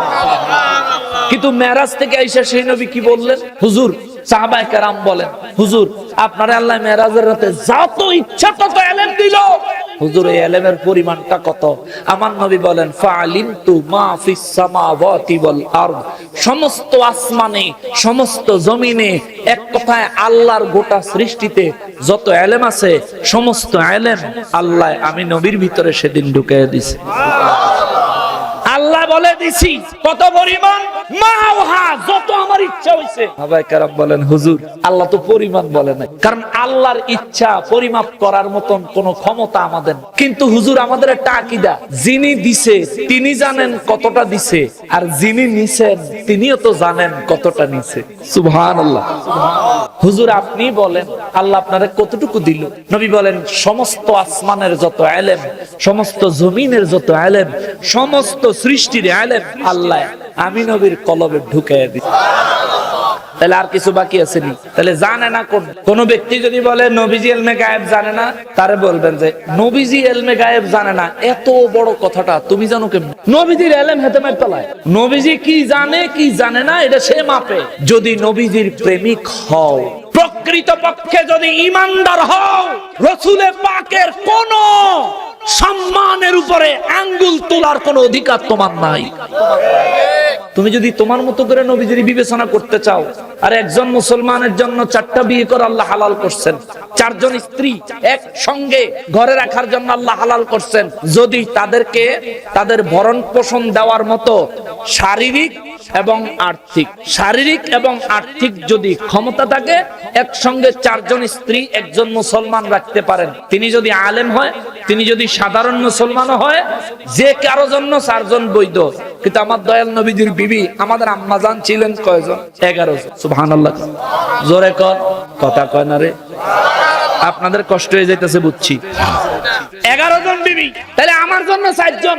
নবীজি 11 জন বিবি গ্রহণ করছেন, তবু আল্লাহ বলে নাই হুজুর এখানে লাগাম দেন, এই পর্যন্ত শেষ করেন। আল্লাহ এটা বলে নাই সামনে বাড়েন, এটাও বলে নাই। কারণ আল্লাহর কুদরতের ইচ্ছা হলো আমার হাবিব যদি আরো করতে চায়, আমি আল্লাহ বৈধ করে দিব। যেখানে রমজান মাসে এশার নামাজের পরে খানা বন্ধ ছিল, সেখানে আমার নবীজি চাইছে আল্লাহ এশার নামাজের পরেও সুবহে সাদেক পর্যন্ত খানা হালাল করে দিয়েছে। সুবহানাল্লাহ। এই সাথে সাহারির ব্যাপারে অন্য কোন নবীদের জামানায় সাহারি খাইয়া রোজা রাখার মতো বিধান ছিল, সাহারি কইরা রোজা রাখবে এমন বিধান ছিল না। আমার নবীর খাতিরে এটা পাওয়া গেছে। সুবহানাল্লাহ বলেন। তাহলে বাবা রোজা রাখবেন নি? রোজা রাখবেন নি? এবার আল্লাহ কইছে রোজা রাখতে, কিন্তু কতদিন এটা আল্লাহ বলেন। সাহাবায়ে কেরাম বলেন হুজুর কতদিন রোজা রাখতে হবে এটা তো আপনি জানেন। আমার নবী বলেন হ্যাঁ আল্লাহ আমারে জানাইছে। সুবহানাল্লাহ বলেন। রব্বুল আলামিন বলেন পরের আয়াতে আইয়ামাম মাদুদাত ইয়া রাসূলুল্লাহ সাল্লাল্লাহু আলাইহি ওয়াসাল্লাম হাবিবু, আপনার উম্মতদেরকে বলেন আমার বান্দা ঈমানদারদেরকে জানিয়ে দেন রোজা যারা রাখবে নির্দিষ্ট একটা সময় রোজা রাখবে। সাহাবায়ে কেরাম বলেন হুজুর এখন তো আরো বিপদ, এতক্ষণ ফরজ করছে রোজা আমার আল্লাহ, ওই রোজা রাখতে হবে, কখন রাখবো আমরা জানি না, এখন আবার বলতেছেন নির্দিষ্ট সময়ে রোজা রাখতে হবে। হুজুর দয়া করে বলেন। আমার নবী বলেন রমাদানুল মুবারকের মাস 1 তারিখে চাঁদ দেখা থেকে রোজা রাখা শুরু করবা, চাঁদ একেবারে শাওয়াল মাসের চাঁদ দেখা পর্যন্ত রোজা রাখবা। যেদিন শাওয়াল মাসের চাঁদ দেখবা ওই দিন থেকে রোজা ভাঙবা। এই রমজান মাস রোজা রাখার নির্দেশ আমার আল্লাহ দিয়েছেন। জোরে বলেন সুবহানাল্লাহ। সাহাবায়ে কেরাম বলেন নবী গো নবী, আল্লাহ যেহেতু আমাদেরকে রোজা রাখার বিধান দিয়েছেন, হুজুর নবী গো রোজার তো কিছু বিধি নিষেধ আছে, বিধি বিধান আছে, হুজুর আল্লাহর তরফ থেকে কি বিধান আছে? আমার আল্লাহ বলেন হুজুর বলে দেন ফামান কানা মারিদান ফামান কানা মিনকুম মারিদান আও আলা সাফারিন ফাইদ্দাতুম মিন আইয়ামিন উখর। চিৎকার দিয়ে পড়েন সুবহানাল্লাহ। রব্বুল আলামিন কয় নবী গো ও নবী আমার বান্দাদেরকে আপনার উম্মতদেরকে বলে দেন যারা রমজান মাসে রোজা রাখতে যায় অনেক বেশি বিমারগ্রস্ত হয়ে যায়, অসুস্থ হয়ে যায়, খেয়াল করেন এবার কোন সময় রোজা ছাড়তে পারবেন এই বিধান। আল্লাহ বলেন যে ব্যক্তি রোজা রাখলেন রোগ অতিমাত্রায় বেড়ে যাওয়ার সম্ভাবনা আছে, যে ব্যক্তি রোজা রাখলেন রোগ বেড়ে মৃত্যুবরণ করার সম্ভাবনা আছে, ওই ব্যক্তির ব্যাপারে আল্লাহ কয় এমন কি যে ব্যক্তি লম্বা সফর করেছে, লম্বা সফর ওই ব্যক্তির জন্য, যে ব্যক্তি মুসাফির তার জন্য, যে ব্যক্তি গুরুতর অসুস্থ বিমারগ্রস্ত, এমনকি যারা ডাক্তারে মানা করছে ডাক্তারের ব্যাপারেও মাসালা আছে, যেমন তেমন ডাক্তার হইলে হইতো না, ফাসেক ডাক্তার হইলে হইতো না, ডাক্তারও সুন্নাতের পাবন্ধ হতে হবে, ইসলামিক দৃষ্টিকোণ থেকে ডাক্তার অগ্রহণযোগ্য হতে হবে, কোন ফাসিক ডাক্তারের কথায় রোজা ছাড়া যাবে না। আমার নবী রাহমাতুল লিল আলামিনের আল্লাহ কয় হুজুর যারা মুসাফিরি হালতে থাকবে, বেশি বিমারগ্রস্ত থাকবে, তাদেরকে বলেন রোজা যদি না রাখতে পারে রমজান মাসে রোজা ভাঙতে পারে, যেই কয়টা রোজা ভাঙবো পরে সুস্থ হইয়া গেলে সফর থেকে ফিরে আসলে ওই পরিমাণে রোজা রেখে দিলে আমি আল্লাহ তার রোজা ভাঙার অপরাধ থেকে তাকে মুক্তি দিব। জোরে বলেন সুবহানাল্লাহ। এখন সফরের বিধান আছে, মনে করেন আপনি আজকে সফরে গেলেন, আজ আজকে যদি সফরে রওনা করেন, যেদিন সফরে যাবেন যদি সাহারির আগে সফরে রওনা দেন, খেয়াল করবেন। হুজুর আমরা সারা জীবন কই সেহরি, আপনি কোন সাহারি ব্যাপারটা কি? বাজান সেহর অর্থ জাদু, সেহর অর্থ জাদু। আমরা ওই ক্যালেন্ডারও লেখে সেহেরি, পত্রিকাতেও লেখে সেহেরি, টিভিতে খবর দেয় সেহেরি, মানে এটা শুনতে শুনতে আমরা সেহেরি বলি। আর সেহেরি বলবেন না, এটা হবে সাহারি। সেহেরি হইলে জাদু, আর সাহারি হইলে রোজা রাখার জন্য ভোর রাতে খানা গ্রহণ করা, যে খাদ্যটা গ্রহণ করে এটাকে বলে সাহারি। এই জন্য আমি সাহারি বলছি, খেয়াল করেন। মুসাফিরের জন্য মাসালা হলো, আপনি যদি সাহারির আগে রওনা দেন তাহলে ওই দিনের রোজা আপনার সফরের কারণে ভাঙতে পারবেন। যদি সাহারির সময় সাহারি সকালে হয়ে গেছে, ফজরের নামাজের পরে রওনা দিবেন, ওই দিনের রোজা রাখা আপনার উপর ফরজ। সুবহানাল্লাহ। মাসালা বুঝবেন, এগুলো জটিল মাসালা। রমজান আইলে মানুষ যখন এইসব মাসালার মুখোমুখি হয় তখন হুজুর বিশ্রায় ফোন করে হুজুর এই বিপদে গিতাম। খেয়াল করে, যেদিন সফরে রওনা দিবেন, এখন মুসাফির কারে কয়? যে ব্যক্তি 3 দিনের বেশি 15 দিনের কম সময়ের জন্য সফর করে, অথবা 48 মাইল দূরত্বে যে ব্যক্তি সফর করে। তাহলে 48 মাইল আর 3 দিনের মধ্যে সম্পর্ক কি? আগেরকার সময় মানুষ পায়ে হেঁটে, ঘোড়ায় চড়ে, উটের চড়ে, গাধায় চড়ে পথ চলতো। এখনকার মতো দ্রুত গতির যানবাহন, গাড়ি ছিল না, বিমান ছিল না, হেলিকপ্টার ছিল না। ছিল কি? তখনকার সময় মানুষ একদিনে 16 মাইল হাঁটতে পারতো। 16 মাইল পথ একদিনে অতিক্রম করতে পারতো। তাহলে 3 দিনে 3 16, কথা বলেন 3 16। এই জন্য নবীজি বলছেন 3 দিনের সফর অথবা 48 মাইলের বেশি দূরত্বে কেউ যদি সফর করো তবে তুমি মুসাফির। আমার নবীজির ইলমে গায়েবের এখানে আর একটা বাস্তবতা আছে। আমার নবীজি জানতেন, আল্লাহ নবীজিকে জানায় দিয়েছিলেন যে এক সময় ঘোড়া, ওট আর গাধার উপর মানুষ নির্ভরযোগ্য থাকবে না। 3 ঘন্টায় 6000 কিলোমিটার পাড়ি দিয়া বাংলাদেশ থেকে মক্কা মুআজ্জামায় মদিনা মুনাওয়ারায় মানুষ চলে যায়। ঠিক কিনা বলেন? এই জন্য আমার নবীজির ইলমে গায়েব আল্লাহ দিয়ে দিছে। নবীজি এই জন্য 3 দিন সময়ের সাথে সাথে আবার মাইলটাও বলে দিলেন। 48 মাইলে বর্তমান সময়ে 70 কিলোমিটারের বেশি হয়। 70 কিলোমিটারের বেশি হয়, সেজন্য আমরা আনুমানিক 75 কিলোমিটার ধরি। আপনি যদি 75 কিলোমিটারের দূরত্বে সফর করেন তাইলে আপনি মুসাফির। যেদিন সফর করবেন সেদিন যদি সাহারির আগে সফর করেন, ওই দিন ইচ্ছা করলে আপনি রোজা ভাঙতে পারেন, তবে না ভাঙা ভালো।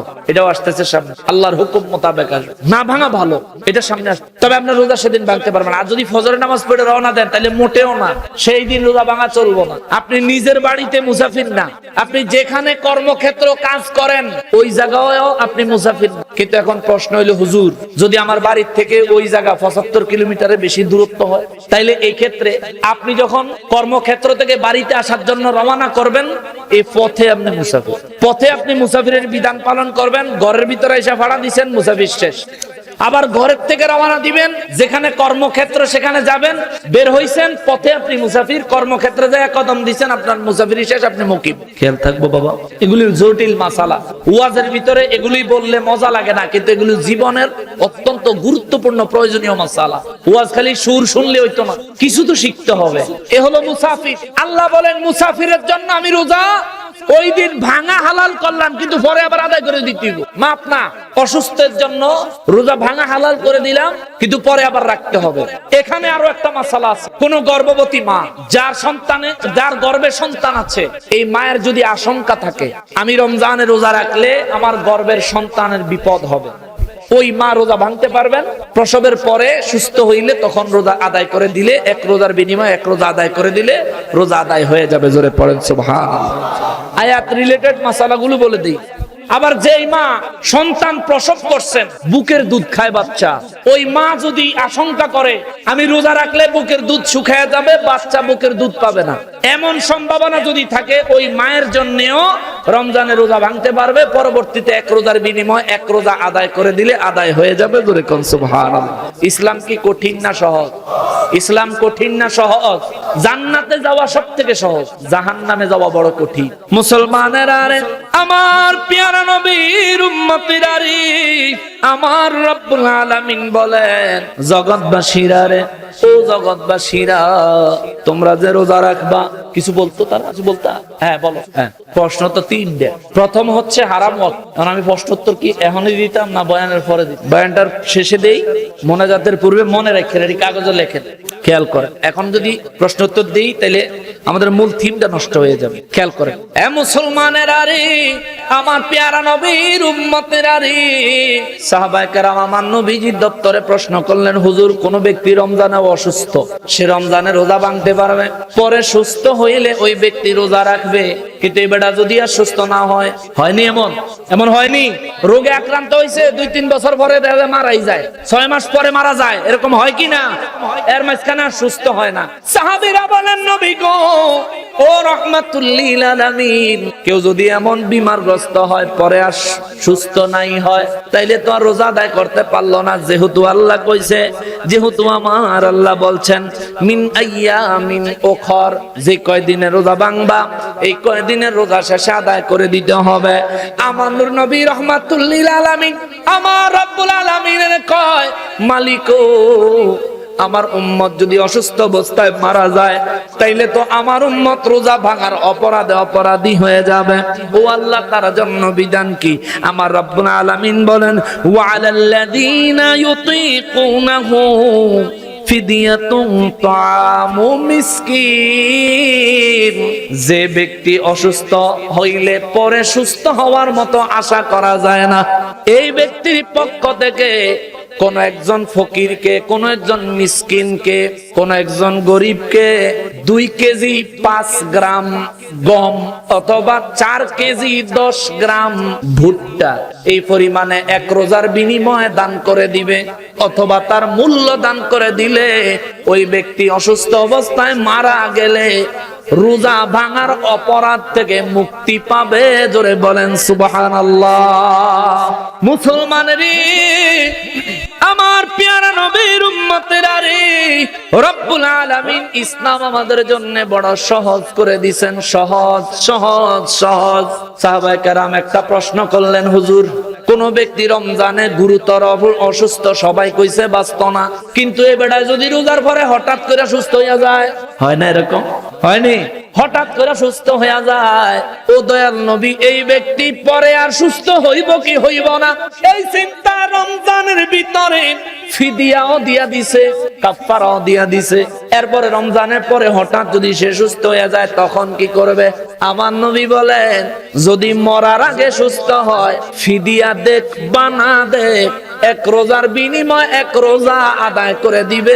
জোরে বলেন সুবহানাল্লাহ। ফিদিয়া যদি দেন তাও রোজা আদায় করে দিতে হইব যদি আপনি সুস্থ হন, আর ফিদিয়া না দিলে তো আদায় করণই লাগবে। আর ফিদিয়াও দিলেন না, সুস্থ হইলেন না, এমনি মারা গেলেন, তাইলে ওই রোজা ভাঙার অপরাধে আপনি অপরাধী।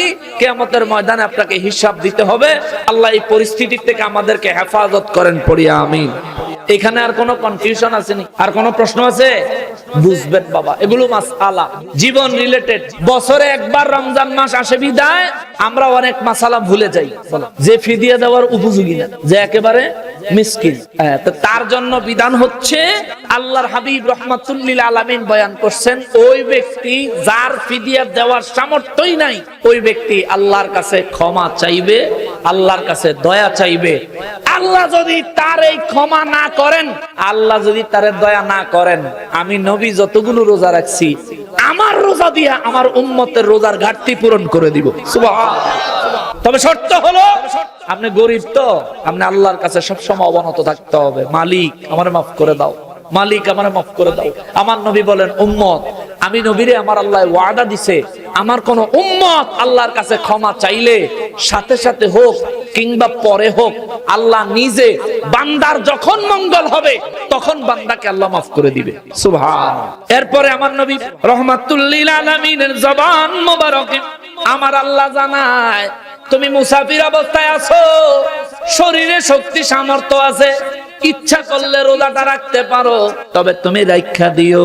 তুমি অসুস্থ হইছো, তোমার যদি তাকওয়া বেশি হয়, আমি তোমারে সহজ কইরা দিছি, তুমি চাইলে ভাঙতে পারো, কিন্তু অসুস্থ হইলে ভাঙতেই হবে, এমন কোন বিধান আমি আল্লাহ দেই নাই।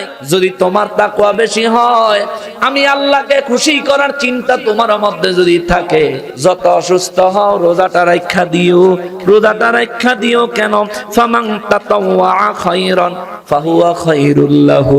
আল্লাহ কয়, যে ব্যক্তি নিজের ইচ্ছা থেকে অনেক বেশি পরিমাণে নেক আমল করে, এটা তার জন্য দুনিয়া আখেরাত দুই জায়গায় উত্তম। জোরে বলেন সুবহানাল্লাহ। তাইলে আপনি চাইলে রাখতে পারেন। আমি এমনও শুনছিলাম এক আলেমের কাছে এই প্রশ্ন একজনে জিজ্ঞেস করছে, হুজুর আমি অসুস্থ, বাঁচবো না না বাঁচবো, রোজা আবার আগামী বছর পামু কিনা? হুজুর আমি তো জানি না, আমি চাইতেছি রোজাগুলো রাখি, আমার যাওয়ানো রইব, আল্লাহ দেখবো। তখন ওই হুজুর বেলে তার বেলে কইছে বেলে, আপনি যদি এই রোজা রেখে যদি মরেন তাহলে আত্মহত্যার গুনাহগার হইব। কিন্তু আল্লাহ বলেন কি, তোমারে আমি রোজা ভাঙার সুযোগ দিছি, কিন্তু ফামান তাতাওয়া খায়রান, যদি তুমি রোজাটা না ভাঙ্গা নেক আমলের জন্য রোজাটা রাখো, নেক আমলটা যদি করো, ফাহুয়া খায়রান লাহু, ব্যক্তিত্ব হিসাবে, ব্যক্তি হিসাবে আল্লাহ ইঙ্গিত করে বলছেন ওই ব্যক্তির জন্য এটা উভয় জাহানের উত্তম পন্থা। ধরে কন্যা সুবহানাল্লাহ, কোরআন শরীফ থেকে। এরপরে আমার নূর নবী রাহমাতুল লিল আলামিনের জবান মোবারকে আমার আল্লাহ কয়, ওয়া আনতাসুমু খায়রাল লাকুম ইন কুনতুম তা'লামুন। ইয়া রাসূলুল্লাহ, আমার বান্দা ঈমানদারদেরকে খবর দেন, রোজা রাখাটা তাদের জন্য মঙ্গলজনক, যদি তারা বুদ্ধিমান হয় তারা যেন এটা মেনে নেয়। সুবহানাল্লাহ, রোজা রাখাটা আমাদের জন্য মঙ্গলজনক, উত্তম। বলছে কে? জোরে কোন কে? বাসি বা মরি রোজা ছাড়বো, রোজা ছাড়বো যদি সম্ভব হয়, যদি সম্ভব হয়। আপনার আমি মনে করি রমজান মাস আসছে তো, আরে রমজানে মরলে তো আরো ভালো, ঠিক কিনা বলেন? আমার নবী বলেন, আমার উম্মতের যে ব্যক্তি রমজান মাসে মারা যায় তার কবরে কিয়ামত পর্যন্ত কোনো প্রশ্ন হবে না, শর্ত ঈমানের সহিত মরতে হবে। আবার ওয়াহাবি সূরের দল মরলে লাভ হইতো না, ঠিক কিনা বলে? ঠিক কিনা বলে? সূরের দল মরলে লাভ হইতো, খেতে বাইসলে কি আর মল্লিক, খেতে বাইসলেও জ্বালা মরলেও জ্বালা মুসলমান। তাইলে সংকল্প করেন, নিয়ত করেন, আমরা রমজান মাস আসলে আল্লাহ আমরা রোজাগুলি রাখতে চাই, আমাদেরকে তৌফিক দাও। আরো জোরে বলেন আল্লাহ। আমাদের শরীরে যত বিমার আছে আল্লাহ শেফা দান করে দাও। আল্লাহ আমাদের শরীরের শক্তি সামর্থ্য বাড়ায়া দাও। আল্লাহ রোজাগুলো যেভাবে রাখলে তুমি খুশি হইবা সেইভাবে রাখার মতো তৌফিক দান করে দাও। আরো জোরে পড়েন আমিন। সম্মানিত হাজির, সামনে যাইতাম নি, রোজার বিধানগুলো অল্প কয়েকটা আয়াত, রোজার বিধানগুলো কইয়াই দিই, খেয়াল করেন। এরপর আল্লাহ বলেন, শাহরু রমাদান আল্লাযী উনজিলা ফীহিল কুরআন হুদাল লিন-নাস ওয়া বায়্যিনাতিম মিনাল হুদা ওয়াল ফুরকান। আল্লাহ কয়, হুজুর এই রমজানের অনেক দাম, অনেক দাম। এই রমজানে রোজা রাখতে আপনার উম্মত আমার বান্দাদেরকে বললাম, তার প্রথম কারণ হলো শাহরু রমাদান, এই রমজান মাস হলো ওই মাস আল্লাযী উনজিলা ফীহিল কুরআন, এই মাসে আমি আল্লাহ এই কোরআন নাজিল শুরু করে। জোরে কন্যা সুবহানাল্লাহ। রব্বুল আলামিন বলেন, কোরআন নাজিল করলাম কেন? কেউ যদি প্রশ্ন করে নবী গো জবাব দিয়া দিয়েন, হুদাল লিন-নাস, মানব জাতির হেদায়েতের জন্য আমি আল্লাহ কোরআন পাঠাইছি। সুবহানাল্লাহ, মানব জাতির হেদায়েতের জন্য কোরআন যেই মাসে পাঠাইছে ওই মাসের সম্মান। একটা নফল ইবাদত করলে ফরজের সওয়াব, একটা ফরজ ইবাদত করলে 70টা ফরজের সওয়াব, সর্বোচ্চ 700 ফরজের সওয়াব। জোরে কন্যা সুবহানাল্লাহ। নবীজি বলেন, রমজান মাসে যে কোনো নেক আমল 10 থেকে 700 গুণ পর্যন্ত আল্লাহ বাড়াইয়া দেয়। ও মুসলমান, এই কোরআন যেই মাসে আসছে ওই মাসের একটা নফল ফরজের সমান, একটা ফরজ 70টা ফরজের সমান মিনিমাম। এই কোরআন যে নবী না আসলে কোরআন আসতো না, যে নবী না আসলে রমজান মাসের রোজা পাইতাম না, ওই নবীর আগমনের মাসের ইবাদতের দাম কি তার থেকে কম না বেশি? জোরে বলেন, কম না বেশি? এটা বুঝতে হবে। এটা সূরের দলেরা বুঝে না। আল্লাহ তা করে বুঝার তৌফিক দেখ। জোরে কোন আমিন। আল্লাহ তা করে হেদায়েত নসিব করুক, পড়েন আমিন। মুসলমান, আল্লাহ কয় কোরআন পাঠাইছি কেন? হুদাল লিন-নাস, মানব জাতির হেদায়েতের জন্য। এরপর আল্লাহ কয় বায়্যিনাতিম মিনাল হুদা। হে বান্দা, যত রাস্তাকে তুমি হেদায়েতের জন্য বেছে নিবা ওই রাস্তা হেদায়েতের রাস্তা কিনা কোরআন শরীফ থেকে দলিল দি। সুবহানাল্লাহ। এখন কইব কি?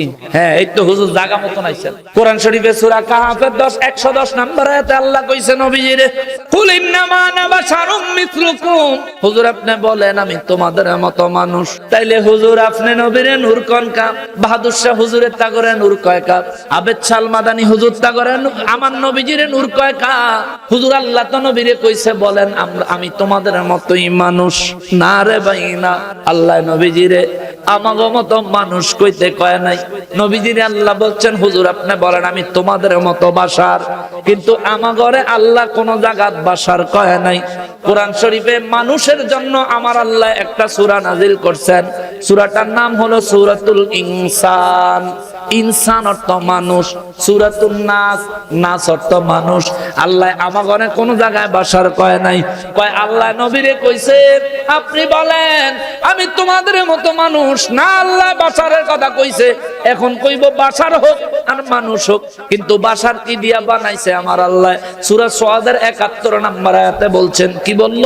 আল্লাহ বললেন আল্লাহ ফেরেশতাদেরকে ডাক দিয়া কইছে আমার নবীজির আল্লাহ কয় হুজুর স্মরণ করেন ওই দিনের কথা। ইয ক্বালা রাব্বুকা লিল মালাইকাতি ইন্নী খালিকুম বাশারাম মিন তিন। আল্লাহ কইছে হুজুর মনে আসেনি ওই দিনের কথা যেই দিন আমি ফেরেশতা করে ডাক্কা কইছিলাম বাশারুন মানে একজন মানুষ, বাশারুন এটা এক বচন, একজন মানুষ, একজন মানুষ। আমার কাছে তাফসীর ইবনে আব্বাস আছে, আমি এখান থেকে খুলে দেখাইতে পারবো। হযরতে আব্দুল্লাহ ইবনে আব্বাস রাদিয়াল্লাহু তাআলা আনহু নবীজির কয় নবী গো আল্লাহ যে বাশারুন দিয়া কইলো একজন মানুষ, ফেরেশতা করে কইছে ফেরেশতারা রে আমি আল্লাহ একজন মানুষ মাটি হইতে বানাবো। বাশারুম মিন তিন, ফেরেশতা করে আল্লাহ কইছে একজন মানুষ বানামো। আব্দুল্লাহ ইবনে আব্বাস রাদিয়াল্লাহু কয় হুজুর ওই একজন মানুষটাকে আমার নবী বলেন হুয়া আদামু সফিউল্লাহ, জোরে কোন সুবহানাল্লাহ। তাইলে সূরা সুআদের ৭১ নম্বর আয়াতে বাশারুন দিয়া যেই ব্যক্তিরে বুঝাইছেন তিনি কি আমার নবী না আদম নবী?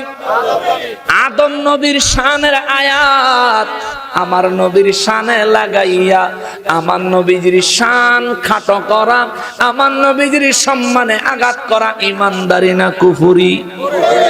এমন কাজ ঈমানদারের না মুনাফিকের? নিঃসন্দেহে যারা আমার রাসূলকে মাটির বানানোর অপচেষ্টায় আদম নবীর আয়াত আমার নবীর শানে লাগায়া আমার নবীজির সৃষ্টি তত্ত্বকে অপমান করতে চায়, নিঃসন্দেহে তারা মুনাফিক বেঈমান, ঠিক কিনা বলেন? এত বড় দুঃসাহস কে দিছে? তো পড়ালেখা না জানা থাকলে আবার গিয়া ওয়ানে ভর্তি হও, মক্তবে যাও আবার, আর নাহলে সুন্নি আলেমদের জুতা চেঁচা। সুন্নি আলেমদের জুতা টানো 12 বছর, বাহাদুর শাহ হুজুরের দরবারে যায় ঝাড়ু দে 12 বছর, তাইলে বুঝবি নবী কি জিনিস, ঠিক কিনা বলেন? আবেদ শাহ মাদানির কদমে পড়ে থাক 12 বছর, কি জিনিস? আবেদ শাহ মাদানি রাহিমাহুল্লাহু তাআলা আযজা ওয়া জাল্লা ইন্তেকাল করেছেন, কত বছর হয়ে গেল, আজও তার নাম শুনলে নবী প্রেমিকদের হৃদয় আটকে ওঠে। ওই ব্যক্তির দরবারে যাইও, তোরা তো যাস না, আমরা মাজারে যাই দেখি আমরা বলে মাজার বলে পূজা করি, বলেনি? এর লেগে কইছিলাম সারা গায়ে ক্ষত শুদ্ধি মুকত। শবে বরাতের রাতে আমার নবী নিজে জান্নাতুল বাকিতে কবর জিয়ারত করেছেন, জোরে কোন সুবহানাল্লাহ। এই দলিল দিলে বেদফারা কয় কি তাইলে কবর জিয়ারত জায়েজ, মাজার জিয়ারত জায়েজ, কিন্তু মহিলারা কবর জিয়ারত জায়েজ না। এই ফাদাম্মা হযরতে মা ফাতেমাতুজ জাহরা রাদিয়াল্লাহু তাআলা আনহা প্রতি বছর তার চাচা আমির হামজা রাদিয়াল্লাহু তাআলা আনহু সহ 70 জন উহুদের শহীদদের মাজার জিয়ারত করার জন্য নির্দিষ্ট দিনে মদিনা মুনাওয়ারা থেকে উহুদের প্রান্তরে যাইতেন, নিজে জিয়ারত করতেন, দোয়া করতেন, দুই চোখের পানি ছেড়ে কাঁদতেন, জোরে কন্যা সুবহানাল্লাহ। তাহলে মহিলারা কবর জিয়ারত করতে যাওয়া জায়েজ আছে নি? শুধু কবর নি, আমির হামজা রাদিয়াল্লাহু তাআলা আনহুর কি কবর না মাজার? কবর না মাজার? আমরা সাধারণ যারা মরি আমরা শোনা কবর, কিন্তু যারা আল্লাহর রাসূলের সাহাবী তাদের কবরকে কি কবর বলা যায়? মাজার।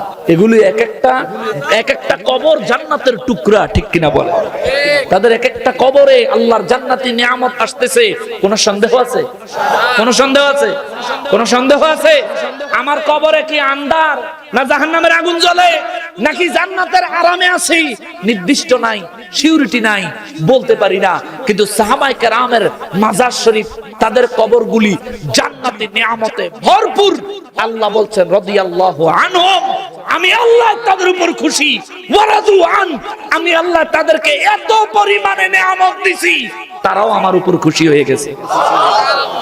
আল্লাহ তাদের উপর খুশি, তারা আল্লাহর উপর খুশি। তাহলে তাদের কবরকে কবর তো আর বলা যায় না, মাজার বলতে হয়। মাজার অর্থ কি? যেটা জিয়ারতের স্থান, যেটা জিয়ারতের স্থান, এটাকে মাজার বলা হয়।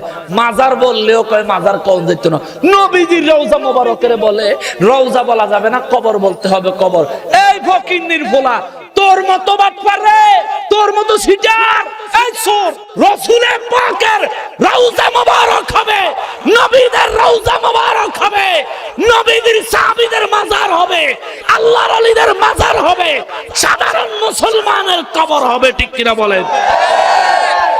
আল্লাহ রসুলকে তুমি সম্মান দিতে জানো না? নীল আকাশে নাই, শুধু আল্লাহর গোটা সৃষ্টির মধ্যে আল্লাহর কাছে সব থেকে প্রিয় ব্যক্তি আমার দয়াল নবী, সব থেকে প্রিয় জাতি নবী রসুলদের জাতি।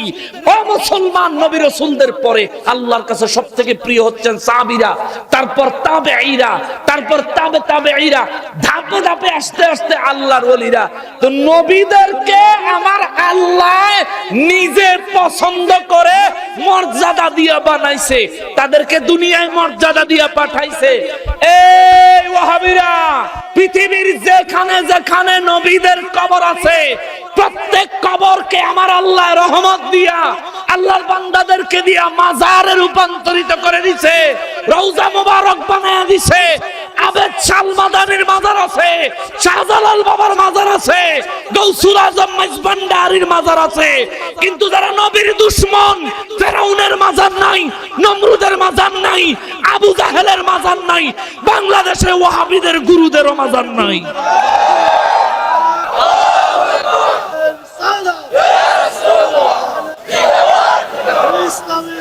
জিন্দাবাদ। আপনার কি কষ্ট পাইছে আমার কথায়? আমি বাস্তবতা তুলে ধরবো, পরে আবার কইেন না হুজুরে গীবত কইছে।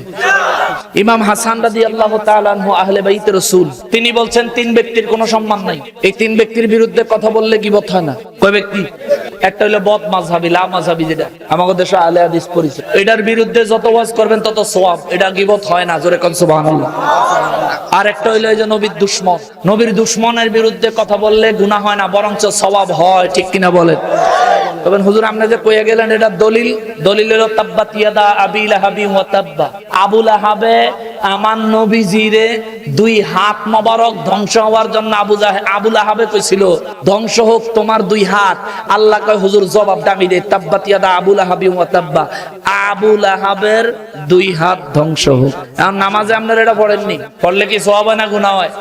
এটা কি আবু লাহাবের পক্ষে না বিরুদ্ধে? তাইলে নামাজের ভিতরে নবীর দুশমন আবু লাহাবের বিরুদ্ধে কইলে সওয়াব হয়। সওয়াব দেয় কে? কে দেয়? তো নামাজের ভিতরে নবীর দুশমনের বিরোধিতা করলে আল্লাহ কয় এটাই আমার ইবাদত। ওয়াজের ভিতরে তো নবীর দুশমনদের বিরুদ্ধে বলা এটাই ওয়াজ, এটাই ইবাদত। ঠিক কিনা বলেন? তোমার হাজার কোটি বছরের ইবাদত শয়তানের মতো থাকলে লাভ হবে কি যদি ভিতরে অহংকার, তাকাব্বুরি আর নবীর দুশমনী থাকে? ঠিক কিনা বলেন? ঈমান ঠিক করো, ঈমান ঠিক করো। 5 টাকা দামের একটা ব্যাগ বাজারে নিয়ে গেলেন, নিচে যদি সেলাই থাকে 2 টাকার বাজার করে ব্যাগে লইলেও এই ব্যাগ বা এই ব্যাগে করে এই বাজার বাড়িতে আসবে। নিচে যদি সেলাই না থাকে এই ব্যাগে 2 কোটি টাকার বাজার দিলেও 5 টাকার ব্যাগে করে এই 2 কোটি টাকার বাজার লইয়া বাড়িতে আসতে পারতেন। আইয়া দেখবেন কিচ্ছু কিচ্ছু কিচ্ছু। এই ওয়াহাবিগুলি যত নামাজ পড়া কপালে দাগ ফলাও, গাঁটটি লয়ে যত চিল্লা লাগাও, হাসরের ময়দানে গিয়া দেখবা সব খালি। ঠিক কিনা বলে? কেন? তোমার ব্যাগ কিনছো তলা সিলাই না দিয়ে লয়ে দৌড় দিছো তুমি, বরঞ্চ আশেপাশে সিলাই যে দিয়েছিল হেডিও তুমি টাইনে টাইনে খুলছো। তুমি কইছো বলে ব্যাগ একটা কিনছি ওইটা দিয়ে এটা সিলাইছি কিন্তু। ভাই এ মুসলমান সহজে বুঝবেন, নবীর প্রেমের নাম হইল ঈমান, নবী মানার নাম হইল ইসলাম। নবী মানলে আল্লাহ মানছেন, রিসালাত মানলে তাওহীদ মানছেন, রিসালাত মানলে তাওহীদ মানছেন। এখন আমাদের দেশে ইহুদিদের দালালেরা নারে তাকবীরের স্লোগান লেখে, দ্বীন ইসলামের স্লোগান লেখে, কিন্তু এই নারায়ে তাকবীর আর দ্বীন ইসলাম যেই নবীর খাতিরে পাইলো ওই নবীর রিসালাতের কথা বলতে গেলে বিভিন্ন ফতুয়াবাজি আরম্ভ করে দেয়। সে কিয়ামত পর্যন্ত নারায়ে তাকবীর বলতে পারবে, কিয়ামত পর্যন্ত লা ইলাহা ইল্লাল্লাহ পড়তে পারবে, হইলে ইহুদি হইব নাইলে খ্রিস্টান হইব, কিন্তু মুসলমান হতে পারবে না। ইহুদিরাও লা ইলাহা ইল্লাল্লাহ কয়, খ্রিস্টানেও লা ইলাহা ইল্লাল্লাহ কয়, কিন্তু এরা জান্নাতে যাবে নি। আমরা লা ইলাহা ইল্লাল্লাহ বলি কিনা? আমাদের জন্য জান্নাত আসেনি? আসেনি। কেন?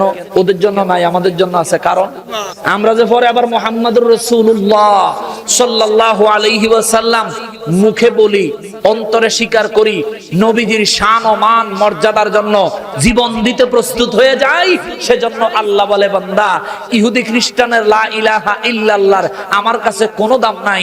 তোরা যখন লা ইলাহা ইল্লাল্লাহর পরে আমার হাবিবের নাম নাও, তোমাদের লা ইলাহা ইল্লাল্লাহ আমার কাছে এত দামি, এত দামি, এত দামি হয়ে যায়, তোদের মৌতের পরে জান্নাত পুরস্কার দিয়াও আমি আল্লাহর কুদরতি ইচ্ছায় মনে হবে তোদেরকে কম দিলাম বুঝি, তার জন্য স্বয়ং আমি আল্লাহ নিজে আমার নূরের পর্দার ভেতর ছড়াইয়া পর্দা ফাঁক করে স্বয়ং আমি আল্লাহ তোমাদের সামনে আসব, তোমাদেরকে দিদার দিয়ে পুরস্কৃত করব। জোরে কন্যা সুবহানাল্লাহ। নবী মানলে আল্লাহ মানা, নবীর পক্ষে গেলে আল্লাহর পক্ষে যাওয়া হয়, নবীর গোলামি করলে আল্লাহর গোলামি হয়, নবীর হুকুম মানলে আল্লাহর হুকুম মানা হয়। এটা কেন বুঝেন না বাবা? আপনাদের এলাকায় চেয়ারম্যান সাহেব আছে না, আসেনি? চেয়ারম্যান সাহেব যদি কোনো একটা কথা আপনাদেরকে বলে, একটা নির্দেশ দেয়, যদিও আপনাদের এলাকার চেয়ারম্যান সাহেব নির্দেশ দিচ্ছেন, কিন্তু এই নির্দেশটা প্রকৃত পক্ষে মাননীয় প্রধানমন্ত্রী, ঠিক কিনা? চেয়ারম্যানরে মানছেন যিনি নির্বাচিত চেয়ারম্যান, তারে মানছেন, প্রধানমন্ত্রীরে মানছেন, তারে মানেন নাই, প্রধানমন্ত্রী, ঠিক কিনা? আপনি প্রধানমন্ত্রীকে অবমাননা করলে আপনার বিরুদ্ধে আইনের যে অ্যাকশন, চেয়ারম্যানের অবমাননা করলে একই অ্যাকশন। হয়তো প্রধানমন্ত্রীর একটু দ্রুত গতিতে হইব, চেয়ারম্যানের একটু স্লো হইব, হওয়াটাই স্বাভাবিক। বুঝাইতে চাইলাম এটা।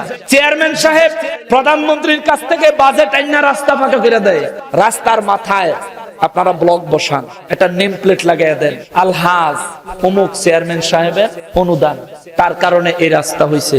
চেয়ারম্যান রাস্তা কি চেয়ারম্যানের বাপে জমি বেচে করে দিছে? বাজেট কার? সরকারের। বাজেট কার? বাজেটটা কার? সরকারের। কিন্তু চেয়ারম্যানে করে দিচ্ছে সরকারের কাছ থেকে আইনা, সরকারের কাছ থেকে বাজেট আইনা রাস্তা করে দিলে রাস্তার মাথার ব্লকে যদি চেয়ারম্যানের নাম দেওয়া লাগে, আল্লাহর পরিচয়, আল্লাহর কুদরত, জান্নাতের খবর, আল্লাহর নিয়ামতের খবর, যে রহমাতুল লিল আলামিন এনে দিয়েছেন, সবথেকে বড় নিয়ামত কুরআনুল কারীম, যে রহমাতুল লিল আলামিন এনে দিয়েছেন, সব কিছুতে আল্লাহর নামের সাথে আমার নবীজির নাম থাকবে। এইজন্যই তো হযরতে ওমর ফারুক রাদিয়াল্লাহু তিরমিজি শরীফে কয়, ও নবীর উম্মত, যত ইবাদত করবি আসমান আর জমিনের মাঝখানে ঝুলবে, নবীর শানে দুরূদ সালাম পড়বি, সাথে সাথে মালিকের দরবারে চলে যাবে। তাহলে দুরূদ সালাম পড়বো না, যত ইবাদত করবা আল্লাহর দরবারে যাবে। কবুল অন্তপরের ব্যাপার, আগে তো জমা দিতে হবে, তোমার খাতা জমাই হইতো না, কবুল হওয়া তো দূর। অতএব বাবা সাবধান, নবী ছাড়া কোনো উপায় নেই। এই নবী পাওয়ার রাস্তা, সঠিক রাস্তা কোনটা, এটা যদি জানতে হয় আল্লাহর ওলি ছাড়া কোনো উপায় নেই। আর আল্লাহর ওলিদের মধ্যে সবথেকে হাই গ্রেড, টপ গ্রেড, বর্তমান সময়ে টপ লেভেল হচ্ছে যারা সাইয়্যিদ আওলাদে রাসূল, তারা। সুবহানাল্লাহ। আপনাদের বড় খুশনসিব, আপনারা বায়াত রাসূল গ্রহণ করছেন, অত্যন্ত খুশনসিব বাবা। সামনের দিকে আমার রব্বুল আলামিন লম্বা কথা বলছে বাবা। আল্লাহ বলেন, হুজুর এই কোরআনুল কারীম আমি মানব জাতির হেদায়েতের জন্য নাজিল করছি, ওয়াবাইয়িনাতিম মিনাল হুদা, এই কোরআন শরীফ হলো হেদায়েতের দলিল। এরপর আল্লাহ বলেন ওয়াল ফুরকান, সমস্ত সত্য এবং মিথ্যার পার্থক্য করে দিবে এই কোরআনুল কারীম। জোরে কন্যা সুবহানাল্লাহ। রব্বুল আলামিন আরো কয়, ফামান শাহিদা মিনকুমুশ শাহরা ফালিয়াসুমহু, আপনার উম্মতদেরকে বলেন এই রমজান মাস যারা জীবনে পাবে তাদের জন্য রমজানের রোজাগুলি রাখা আবশ্যক, রাখতেই হবে। জোরে বলেন সুবহানাল্লাহ। এরপরে আল্লাহ কয়, ওয়া মান কানা মারিদান আও আলা সাফারিন ফাইদ্দাতুম মিন আইয়ামিন উখর, আর যারা সফরে থাকবে কিংবা গুরুতর অসুস্থ থাকবে তাদেরকে রোজা ভাঙার সুযোগ দিলাম, ইচ্ছা করলে ভাঙতে পারে, পরে আবার আদায় করে দিবে। এরপরে আমার আল্লাহ বলেন, ইউরিদুল্লাহু বিকুমুল ইউসরা ওয়া লা ইউরিদু বিকুমুল উসরা। হুজুর জগৎবাসীরে জানায়া দেন, আমি আল্লাহ আমার বান্দাদের উপরে কঠিন কোন বিধান, কঠিন কোন নীতি, কঠিন কোন হুকুম আমার বান্দার উপর আমি আল্লাহ চাপায়া দিতে চাই না। আমি আল্লাহ চাই ইউরিদুল্লাহু বিকুমুল ইউসরা, আমি চাই আমার বান্দার জন্য আমার সমস্ত বিধানগুলো যেন সহজ হয়। জোরে পড়েন সুবহানাল্লাহ। আমাদের উপর বিধানগুলো সহজ করতে চায় কে? জোরে বলেন না কে? আল্লাহ চায় আমাদের উপর বিধানগুলো সহজ করতে। অতএব বাবা, রোজার বিধান যে আল্লাহ দিছে আমাদের উপর কঠিন করে দেয় না। আহা দেখেন, সাহারির বিধান দিছে, ইফতারির বিধান দিছে, মাঝখানে কতক্ষণ। সাহাবায়ে কেরাম বলেন, নবী গো, ও নবী, রমজান মাসে আমরা যদি রোজা রাখি আল্লাহ আমাকে কি দিব? আমার নবী বলেন সাহাবীরা রে, আল্লাহ বলছেন as-সাওমুলি, রোজা আল্লাহর জন্য, ওয়া আনা আজজি বিহি, রোজার প্রতিদান আল্লাহ স্বয়ং নিজের কুদরতের হাতে দিবে। সুবহানাল্লাহ। সাহাবীরা কয় নবী গো, ও নবী, আল্লাহ নিজের কুদরতের হাতে আমাদেরকে রোজার পুরস্কার দিবে। ইয়া রাসূলুল্লাহ, কি পুরস্কার দিব আল্লাহ তো কইলো না। আমাদের বিশ্বাস আপনি নবী জানেন। জোরে বলেন সুবহানাল্লাহ। নবী কয় সাহাবীরা রে, আমি জানলেও সব কথা বলার অনুমতি আমার নাই, তবে একটা জিনিস শোনো, দুনিয়ার মধ্যে যারা দিনের দুপুর বেলার খানাটা বাদ দিয়া সাহারির সময় সাহারি গ্রহণ করবে, ইফতারির সময় ইফতারি করে আমার আল্লাহর সন্তুষ্টি অর্জন করার জন্য যারা রমজান মাসে রোজা রাখবে, হাসরের ময়দানটা যেদিন কায়েম হয়ে যাবে, মাথার অর্ধ হাত উপরে যেদিন সূর্য চলে আসবে রে সাহাবীরা, আমার উম্মতের খবর দিও, তারা যদি রোজাদার হয়, ওই মাথার অর্ধ হাত উপরে সূর্যের তাপে তাদের মাথার মগজগুলি ফুটবে না, গলবে না। আমার আল্লাহ তাদেরকে আল্লাহ পাকের এক নূরানি মজলিসে দাওয়াত দিয়া তাদেরকে আমার আল্লাহ জিয়াফত খাওয়াইবো। জোরে কোন সুবহানাল্লাহ। অন্যান্য গো হুশ থাকতো না। সাহাবীরা বলেন হুজুর, আল্লাহ কয় বেলা খানা খাওয়াইবো, কতদিন মেহমানদারি করব? আমার নবী বলেন এক বেলা খানা খাওয়াইবো। হুজুর এক বেলা কেন? আমার নবী বলেন কারণ প্রত্যেক রোজার বিনিময়ে তোমরা এক বেলার খানা আল্লাহর জন্য খাও নাই, এক বেলা যৌন সম্ভোগ তোমরা আল্লাহর জন্য করো নাই, আল্লাহ এক বেলা তোমাগরে খাওয়াইবো। সাহাবীরা বলেন হুজুর এই এক বেলা খাইতে আর কতক্ষণ লাগবো? জামু খামু বাইরে জামু, আবার তো মাথার মগজ সূর্যের আলোতে টকবক টকবক করে ফুটবে। আমার নবী বলেন সাহাবীরা রে, না না না, এমন কোন সম্ভাবনা নাই। ইয়া রাসূলুল্লাহ কেন? আমার নবী বলেন ওই দিন আমার আল্লাহ জিয়াফতের খানা এত মজা হবে রে, এক বেলা খানা খাইতে দুনিয়ার 50,000 বছরের সমান সময় লাগবে। খালি খাইতেই থাকবা, দুনিয়ায় খাওয়ার পরে পেট ভরে যায়, অনেক সময় প্লেটে খাবার রাইখাও আমরা উঠা যাই। আমার নবী কয় ওই দিন ওই জিয়াফতের মধ্যে খাইতে বসবা, পেট ভইরা খানা খাইবা, উঠা যাওয়ার চিন্তা করবা, হঠাৎ একটা ঢেকুর আসবে, এক ঢেকুরে পেট খালি হয়ে যাবে। সুবহানাল্লাহ। চিন্তা করবা এখনো তো উড়ি নাই। অনেক মানুষ আছে দাওয়াত জিয়াফতে গেলে 2-3 বার করে খায়, আসেনিও আসেনি এমন মানুষ? একবার মেজবানিত গেলে একবার খাইয়া তারপর বাইরে যায়, যাইয়া মুখ টুক মুচ্ছা, অনেক সময় দেখা যায় জামা ফাল্টাই আবার খায়। আছে না এমন অবস্থা? সেই দিন হাসরের ময়দানে আমার নবী বলেন ওই রোজাদার খানা খাইয়া পেট ভরলে চিন্তা করবো আর খামো না, উঠি আলহামদুলিল্লাহ, কিন্তু তার একটা ঢেকুর আসবে, এক ঢেকুরে পেট খালি হয়ে যাবে। কারণ মৃত্যুর পরে প্রস্রাব পায়খানার আর কোনো সুযোগ আছে? প্রস্রাব পায়খানার আর কোনো সুযোগ নাই। খাবেন আল্লাহর নেয়ামত, ঢেকুর দিবেন, সব বাষ্প হয়ে বের হয়ে যাবে, আবার পেটে ক্ষুধা লাগা যাবে। আমার নবী বলেন খাইতে থাকবো, খাইতে থাকবো, খাইতে থাকবো, খাইতে খাইতে 50,000 বছর পার হয়ে যাইব। 50,000 বছর পার হওয়ার পর এই পাগলায় এই জিয়াফত থেকে খানা খায়া বাইর হবে, সবাই একসাথে, সবাই একসাথে।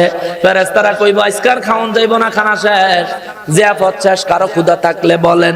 তখন দেখা যাবে একসঙ্গে সবার পেট আমার আল্লাহ পরিপূর্ণ ভর্তি করে দিবে। জোরে কোন সুবহানাল্লাহ। সবাই কইব না না আর তো খাওয়ার জায়গা নাই।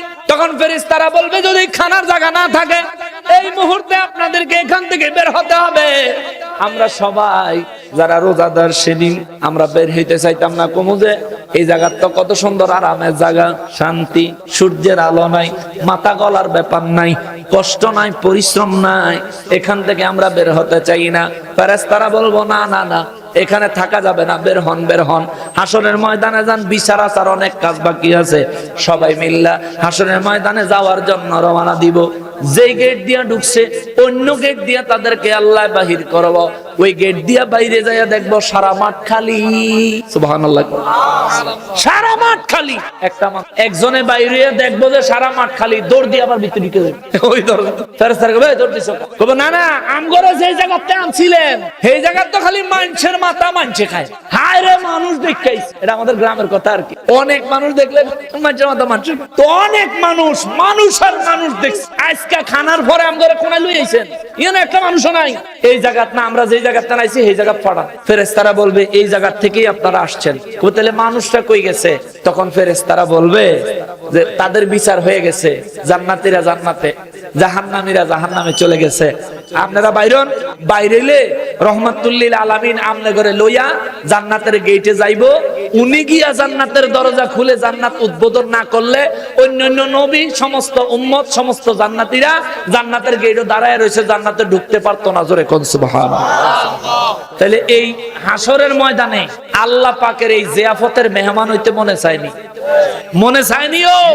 আমাদের দেশে জিয়াফত করলে মুলুবির ফাজমা গরম হয়ে যায়। 3 দিন পরে মা বাপ মারা গেলে, আত্মীয় মারা গেলে, 3 দিন পরে জিয়াফত করতে গেলে মুলুবি সাহেব কইটা বেদাত, এটা জায়েজ নাই। কিন্তু টাকাটা হুজুরের পকেটে ঢুকিয়ে দিলে মারাত্মক জায়েজ। ঠিক নিও, আমো মাদ্রাসা দিয়ে দেন, হেতার মাদ্রাসা দিলে যায়, হেতারা দিলে যায় না।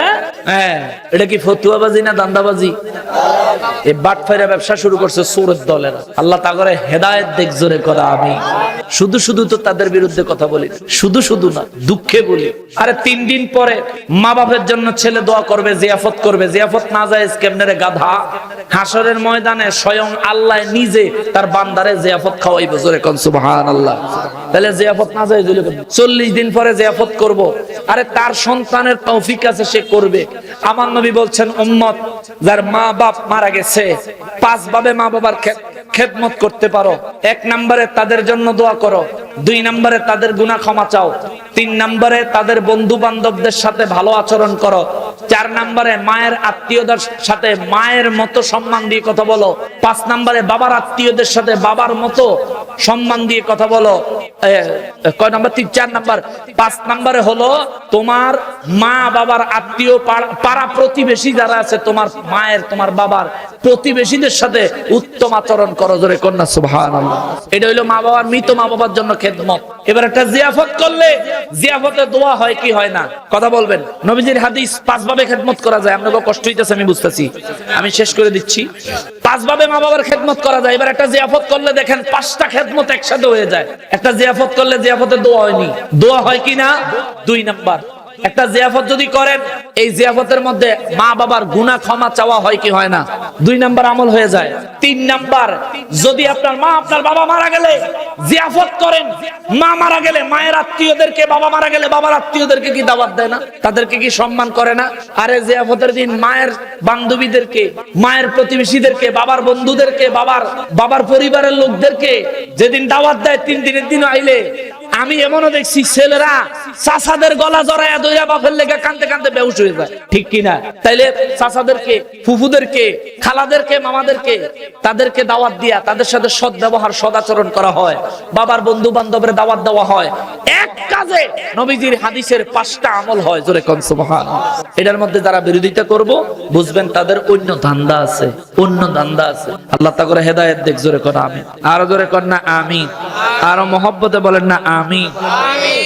এরপরে আমার আল্লাহ সব শেষ, আমি আয়াত কারিমা শেষ করে দিচ্ছি। আরো লম্বা কথা ছিল, আমি আর লম্বা কথা বলতে পারবো না, সময় অনেক দীর্ঘ হয়ে গেছে। এরপরে রব্বুল আলামিন বলেন, ওয়ালিতুকমিলুল ইদ্দাতা ওয়ালিতুকাব্বিরুল্লাহা আলা মা হাদাকুম ওয়া লাআল্লাকুম তাশকুরুন। জোরে কোন সুবহানাল্লাহ। আল্লাহ বলেন, বান্দারে, রোজা উপলক্ষে যে আমলটা তোমাদের করতে কইছি রমজানে, এই আমলগুলো তোমরা পরিপূর্ণ করবা। এবং রমজানে ওয়ালিতুকাব্বিরুল্লাহা আলা মা হাদাকুম, আমি আল্লাহ যে তোমাদেরকে হেদায়েত দিয়ে ধন্য করেছি, তার জন্য আমি আল্লাহর মহিমা, আমি আল্লাহর বড়ত্ব, আমি আল্লাহর মহিমা তোমরা প্রকাশ করবা। জোরে কোন সুবহানাল্লাহ। এর লেগে তো তারাবির নামাজের সালাম ফিরে 4 রাকাত পরে পরে আমরা পড়ি, সুবহানাযিল মুলকি ওয়াল মালাকুতি সুবহানাযিল ইজ্জাতি ওয়াল আযমাতি ওয়াল হাইবাতি ওয়াল কুদরাতি ওয়াল কিবরিয়াই ওয়াল জাবারুত। সুবহানাল্লাহ। তারপরে কি? সুবহানাযিল মালিকিল হাইয়্যিল্লাযী লা ইয়ামুতু। তারপরে আবাদান আবাদান সুবহুন কুদ্দুসুন রব্বুনা ওয়া রব্বুল মালাইকাতি ওয়ার রূহ। সুবহানাল্লাহ। এ সবগুলো আল্লাহর প্রশংসা, সবগুলো আল্লাহর মহিমা। আল্লাহু আকবার বলেন। 4 রাকাত পরে আমরা এটা পড়ে দেখি ওখানে কয় বলে এটা বেদাত। একটা কথা মনে রাখবেন, যদি কোন নেক আমল করেন যেই নেক আমলের বিরুদ্ধে কোরআন হাদিসে বক্তব্য নাই, আবার বলি যদি কোন নেক আমল করেন এই নেক আমলের বিরুদ্ধে যদি কোরআন হাদিসে কোনো নিষেধাজ্ঞা না থাকে, বক্তব্য না থাকে, বিনা দলিলে ওই নেক আমল করা বৈধ, বিনা দলিলে। যদি কেউ আপনি কোন একটা কাজ করছেন এটার যদি নাজায়েজ ফতোয়া দিতে হয়, নাজায়েজের দলিল আগে দিতে হবে। এক্সাম্পল, এই যে ক্যামেরা দিয়ে ভিডিও হইতেছে, ইন্টারনেটে চলতেছে, এই ভিডিওর পক্ষে কোরআন হাদিসের কোন জায়গায় কথা আছে? আছে। ছবির ব্যাপারে কথা আছে, স্থির চিত্র। কেন? কারণ এই যে আমি বইয়া রইলাম, একটা ছবি তুললেন, এটা 100 বছর পরেও যদি এটা বাইর করে দেখেন দেখবেন আমি বইয়াই রইছি। এমন আছে ওই সময় আমি হায়াতে নাও থাকতে পারি। স্থির চিত্র গ্রহণ করা নিষেধ করছেন ইসলাম। তবে অনেক হজ করতে গেলেও ছবি ছাড়া হওয়া যায় না, পাসপোর্ট হয় না ছবি ছাড়া, ভোটার আইডি হওয়া যায় না ছবি ছাড়া। এখন পর্যায়ক্রমে সেখানে এসে এগুলি ভিন্ন মাসালা, আমি সেদিকে যাব না। বলছি বাবা শোনেন, মাইক দিয়ে ওয়াজ করতেছি, ক্যামেরা দিয়ে ভিডিও হচ্ছে, মাইকের পক্ষে কোরআন হাদিসে দলিল নাই, মাইকের বিরুদ্ধে কোরআন হাদিসে কথা নাই, মাইকের পক্ষে কথা নাই, কিন্তু আমরা মাইক ব্যবহার করতেছি কেন? কারণ মাইকের বিরুদ্ধে কোরআন হাদিসে কথা নাই। যে হুজুর কয় মিলাদ কোরআন হাদিসে নাই, ওই হুজুরও মাইক দিয়ে ওয়াজ, ঠিক কি না? যে হুজুর খালি বেদাত বেদাত শিরিক শিরিকের ফতোয়া দেয়, ওই হুজুরও মাইক দিয়ে ওয়াজ করে, ক্যামেরা দিয়ে ভিডিও করে ইন্টারনেটে ছাড়ে, আছে না নাই? তো হুজুর ক্যামেরা দিয়ে যে ভিডিও করে ইন্টারনেটে দিলেন, এটা কি ফরজ না ওয়াজিব না সুন্নতে মুআক্কাদা? কোনটা? দলিল দেন। তবে দলিল নাই, তাহলে এটা করতেছেন কেন? তবে এটার বিরুদ্ধে, এটা করলে গুনাহ হবে এমন কোন দলিল নাই। ও মাশাআল্লাহ, মাইকেরটা বুঝেন, ক্যামেরারটা বুঝেন, ছাপানো কোরআন শরীফ, ছাপান্না কোরআন শরীফ পড়লে বেশি সওয়াব হইব এমন দলিল তো নাই। আবার ছাপানো কোরআন শরীফ পড়লে গুনাহ হইব এমন দলিলও নাই। কিন্তু ছাপানো কোরআন শরীফ আমিও পড়ি, আপনিও পড়েন, আমাদের মাদ্রাসা সুন্নি মাদ্রাসায়ও পড়ে, ওয়াহাবিদের মাদ্রাসায়ও পড়ে। ছাপানো কোরআন শরীফ পড়তেছে, সেখানে বেদাতের ফতোয়া নাই। মাইক দিয়া মসজিদে আযান চলছে, বেদাতের ফতোয়া নাই। মসজিদে বিদ্যুৎ ব্যবহার হচ্ছে, বেদাতের ফতোয়া নাই। মসজিদে এসি চলছে, ফ্যান চলছে, টাইলস করতেছে, মোজাইক করতেছে, মার্বেল পাথর দিয়া টাইলস করতেছে, সব কিছুর বিরুদ্ধে কোনো ফতোয়া নাই, সব কিছুর পক্ষে। হুজুররা আরো কয় মসজিদে যদি টাইলস দেন আপনি জান্নাতে যাইবেন, জান্নাত পাইবেন। এই টাইলসের উপরে মানুষ নামাজ পড়লে সওয়াব হবে। কি রে ভাই, আমার নবীজি মসজিদে নববী শরীফ নির্মাণ করছে, মাটির ফ্লোর, খেজুর পাতার বিছনা, খেজুর পাতার চাল, খেজুর পাতার বেড়া। কথা বলেন ঠিক কিনা? তো সেই মসজিদে নববী শরীফে আজকে গেলেও তো তার চিহ্ন পাওয়া যায় না। এ বেটা, বেদাতের ফতোয়া দিয়া মাথা খারাপ করিচ্ছা, তাহলে তুই বাতে মরবি, বাতে মরবি। যদি বলো বেদাত বেদাত বেদাত, 1 নাম্বার বেদাত হইলো মসজিদে ইমাম সাহেব ইমামতি কইরা মাস শেষে বেতন নেওয়ান বেদাত। আমার নবীজি সারা জীবন ইমামতি করছেন, বেতন নিছেন। সাহাবায়ে কেরাম ইমামতি করছেন, বেতন নিছেন। কথা কম না, বেতন নিছেন নি? তাহলে হুজুর আপনি দেন ফতোয়া দেন লম্বা লম্বা, খালি মানুষটা সয়ে দেন। ওই যে 1 আঙ্গুল যে দেখাইলেন, 3 আঙ্গুল তো আপনার দিকে। আপনি বেদাতের ফতোয়া যখনই দিবেন, কেউ যদি বলে বেদাত, বলে হুজুর আজকে বেদাত বন্ধ, আপনার বেতনও বন্ধ। কারণ বেতন দেওয়ান বেদাত, এটা যদি বেতন দেওয়ান যদি সওয়াবের কাম হয়, কোরআন হাদিসের তো দলিল দেন, বুখারী শরীফের তো দলিল দেন। বলতে পারবেন নি? এক ভদ্রলোক আমারে বলছিল বুখারী শরীফে হাদিস আছে, বাংলাদেশ নয় শুধু পৃথিবীতে যত উঁচা উঁচা মাজার আছে সমস্ত মাজারগুলি ভেঙে দিন। আমি কইছি ভাই আলহামদুলিল্লাহ, আপনার কথাটা শুনে খুশি হইলাম, হাদিসটা আমিও পড়ছি, আপনার কথাটা ঠিক। হযরত আলী রাদিয়াল্লাহু তাআলা আনহু বলছেন উঁচু উঁচু মাজারগুলি, কবরগুলি ভেঙে দাও। আপনার কথা যেন কইছেন, এটা আমি শুনছি, এটা কোন পর্যায়ের হাদিস গেলাম না, এটার বিরুদ্ধে তর্ক করলাম না। তো আপনি যদি এই হাদিসের উপর আমল করতে চান, সর্বপ্রথম এই কিতাবটা যিনি লিখছেন ইমাম বুখারী, ওনারও তো মাজার আছে, আগে গিয়ে ওনারটা ভাঙ্গাইয়েন, পরে শাহজালাল বাবার মাজারে হাত দিয়েন। যদি ইমাম বুখারীর মাজার ভাঙতে না পারো, শাহজালাল বাবার মাজার ভাঙার দুঃসাহস তো দূরে থাক, যদি মুখ দিয়ে বাহির করো ঠিক বাটানে ছিঁড়ে ফেলা হবে। আগে গিয়ে আছে ইমাম বুখারীটা ভাঙ্গায় দেখি কত পারো। বাংলাদেশে দেখা লাগামহীন কথা বলেও নিস্তার পেয়ে যাও। তাও যদি সুন্নিরা তোমাদের মতো উগ্র হইতো, এক একটার জিহ্বা টাইম না শুটকি বানায়া ফেলাইতো, সিডা রোদ্রে দিয়ে শুটকি বানায় ফেলতো। সুন্নিরা নবীর আদর্শ মানে, কাফের হলেও তারা মেহমানদারি করতে জানে। নবীর দুশমন তুমি হলেও তুমি আমাদের সুন্নি সমাজের মাঝখান দিয়া নিরাপদে হাইটা যাইতে পারো, এটা আমার নবীর আদর্শ আমরা মানি। দেখা ঠিক কিনা বলেন? আর সুন্নি আলেমরা রাত্রে 3টা বাজে তোমাদের এলাকা দিয়ে গেলে দেখলে তোমরা হামলা করো, গাড়ি ভাঙ্গো। ওই তো কয়দিন আগে ইয়ারে এই যে শামীম রেজারে গিয়ে ধরছে, কিতাব পড়তো, ও শামীম রেজারে গিয়ে ধরছে কিতাব পড়তো, তো দইরা তারে কইছে এক লাইন দিলে পড়তে পারতো না, তো তার সামনে কিতাবও খুলে দেয় নাই, তারে পড়ার সুযোগও দেয় নাই। তারা যখন কথা বলছে, শামীমরে কথা বলতে দিচ্ছে, ও যখন কথা শুরু করছে হেরা মারতে যায়। এটা নিয়ে আলেমদের কথা বলার আদর্শ। আলেমরা কথা বললে, একজন আলেম কথা বলবে, বলার পর যারে বলছে তারে আবার বলতে সুযোগ দিবে, ঠিক কিনা? আর এই ফোলাফেন টোলাফেন দরজ কীর্তি, হিম্মত থাকলে নকশবন্দির সামনে আয়, হিম্মত থাকলে আলাউদ্দিন জিহাদের সামনে আয়, হিম্মত থাকলে বাহাদুর শাহুদের সামনে আয়, হিম্মত থাকলে সুন্নি আলেমদের সামনে আয়। ওরা তো গোলাপাইন ছাত্র মানুষ, ওদের সামনে তোমাদের মাতাব্বরি জাহিরি করে লাভ। হিম্মত থাকলে যারা আলেম তাদের সামনে দাঁড়াও, পায়জামা ঢিলা হয়ে যাবে, ঠিক কিনা বলে? ঠিক কিনা বলে? বেয়াদবেরা এত ছাত্র, এত পড়তেছে সারা মাত্র ওলাই, এত পড়াশোনা করতেছে, এটারে দচ্ছ তুমি তো কিতাব পড়তে পারে না পারে, তুমি তারা দিতা কিতা। দুঃখের ব্যাপার হলো কি জানেন, আমাগো মধ্যে নিজেগো মধ্যে যারা আছে, আমরা যখন বিপদে পড়ি তারা আমাদেরকে সাপোর্ট তো দেয়ই না, বরং আমাদের বিরুদ্ধে ফেসবুকে বয়ে বয়ে লেখে। আমাগো অনেক হুজুরও আমাকে বিরুদ্ধে বক্তব্য দেয়, ইশারা ইঙ্গিতে, আছে না নাই? আছে। কিন্তু যে ব্যক্তি, আপনি একজন সুন্নি হয়ে আরেকজন সুন্নি আলেমের বিরুদ্ধে কথা বলেন, সে ছোট হোক আর বড় হোক, আপনি যখন নিজে সুন্নি হইয়া আরেকজন সুন্নি আলেমের বিরুদ্ধে কথা বলবেন, তখন বুঝতে আর বাকি থাকবে না আপনি সবথেকে ছোট মনের মানুষ, আপনি হিংসক কিনা বলেন। আপনার এই হিংসা, ছোট মানসিকতা ছেড়ে দেন, মাইন্ড ফ্রেশ করেন, মাইন্ডকে ব্রড করেন, মাইন্ড বড় করেন, সুন্নিয়তের জন্য কাজে আসবে। এমনি বাতিলরা আমাদেরকে নিয়ে বিভিন্ন কথাবার্তা বলে, সেখানে যদি আমরা নিজেরাও যদি আমাদের এই জুনিয়র প্রজন্ম যারা আছে, কিংবা আমাদের মুরব্বীরা যারা আছে, বা আমাদের লেভেলে যারা আছে, কারো দ্বারা যদি কোন একটা ভুল ত্রুটি সংগঠিত হয়ে যায়, মানুষ তো হওয়াটা স্বাভাবিক, যদি সংগঠিত হয়ে যায়, তাহলে আমাদের উচিত আমরা পার্সোনালি তাদেরকে এই বিষয়ে বুঝাইয়া নেওয়া, সমাধান করা। তা না করে ওই পাবলিকের সামনে, পাবলিক প্লেসে এগুলি আনার মানে হচ্ছে নিশ্চিত তার মনে হিংসা। সে সুন্নি হইলেও আমি বলবো সে কথা বলেন, ঠিক কিনা? ইদানিং আমার একটা আলোচনা নেটে নিয়ে আসছে, ওয়াহাবি রেজাউল করিম আবরা কিছুদিন আগে, এবার মিলাদুন নবীর সময়, এরশাদ বুখারী হুজুরকে ওই অনলাইনে ফেস দ্য পিপল নামক একটা পেজ থেকে ডিবেট করবে বলে, ডিবেট, মিলাদুন নবীর ডিবেট, এই ডিবেটের ফাঁদে ফালাইয়া এরশাদ বুখারী হুজুররে, সেখানে হুজুরকে কথা বলতে দিছে 10 মিনিট, তারা দুইজনে কথা বলছে 10 মিনিট করে 20 মিনিট। তারা হুজুররে দলিল দিছে মুসান্নাফে আব্দুর রাজ্জাকের 2য় খণ্ড থেকে, যে সেখানে নবীজি বলছেন লা তাত্তাখিযু ইয়াওমান ঈদান, তোমরা নিজেদের মতো করে যে কোনো দিনকে ঈদ বানাইও না, যে কোনো মাসকে ঈদ বানাইও না। এই দলিল দিয়ে বলছে, তাইলে আপনারা মিলাদুন নবীর ঈদ করেন কিভাবে?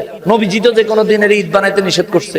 এই দলিল দিতে যাইয়া আমি কিতাব খুলে বক্তব্য দলিল দিচ্ছিলাম, ফ্যানের বাতাসে কিতাবের পৃষ্ঠা উল্টে গেছে, আমি পৃষ্ঠাও খুঁজতেছি, এবারও তো পড়তেছি লা তাত্তাখিযু লা ইয়াত্তাখিযু ইয়াওমান ঈদান, ইয়াত্তাখিযুর জায়গায় আমি ওই পেজ খুলতে খুলতে সেখানে ইউত্তাখিযু হয়ে গেছে। এটা স্লিপ অফ টাং, বলতে গিয়ে মিস্টেক হয়ে গেছে।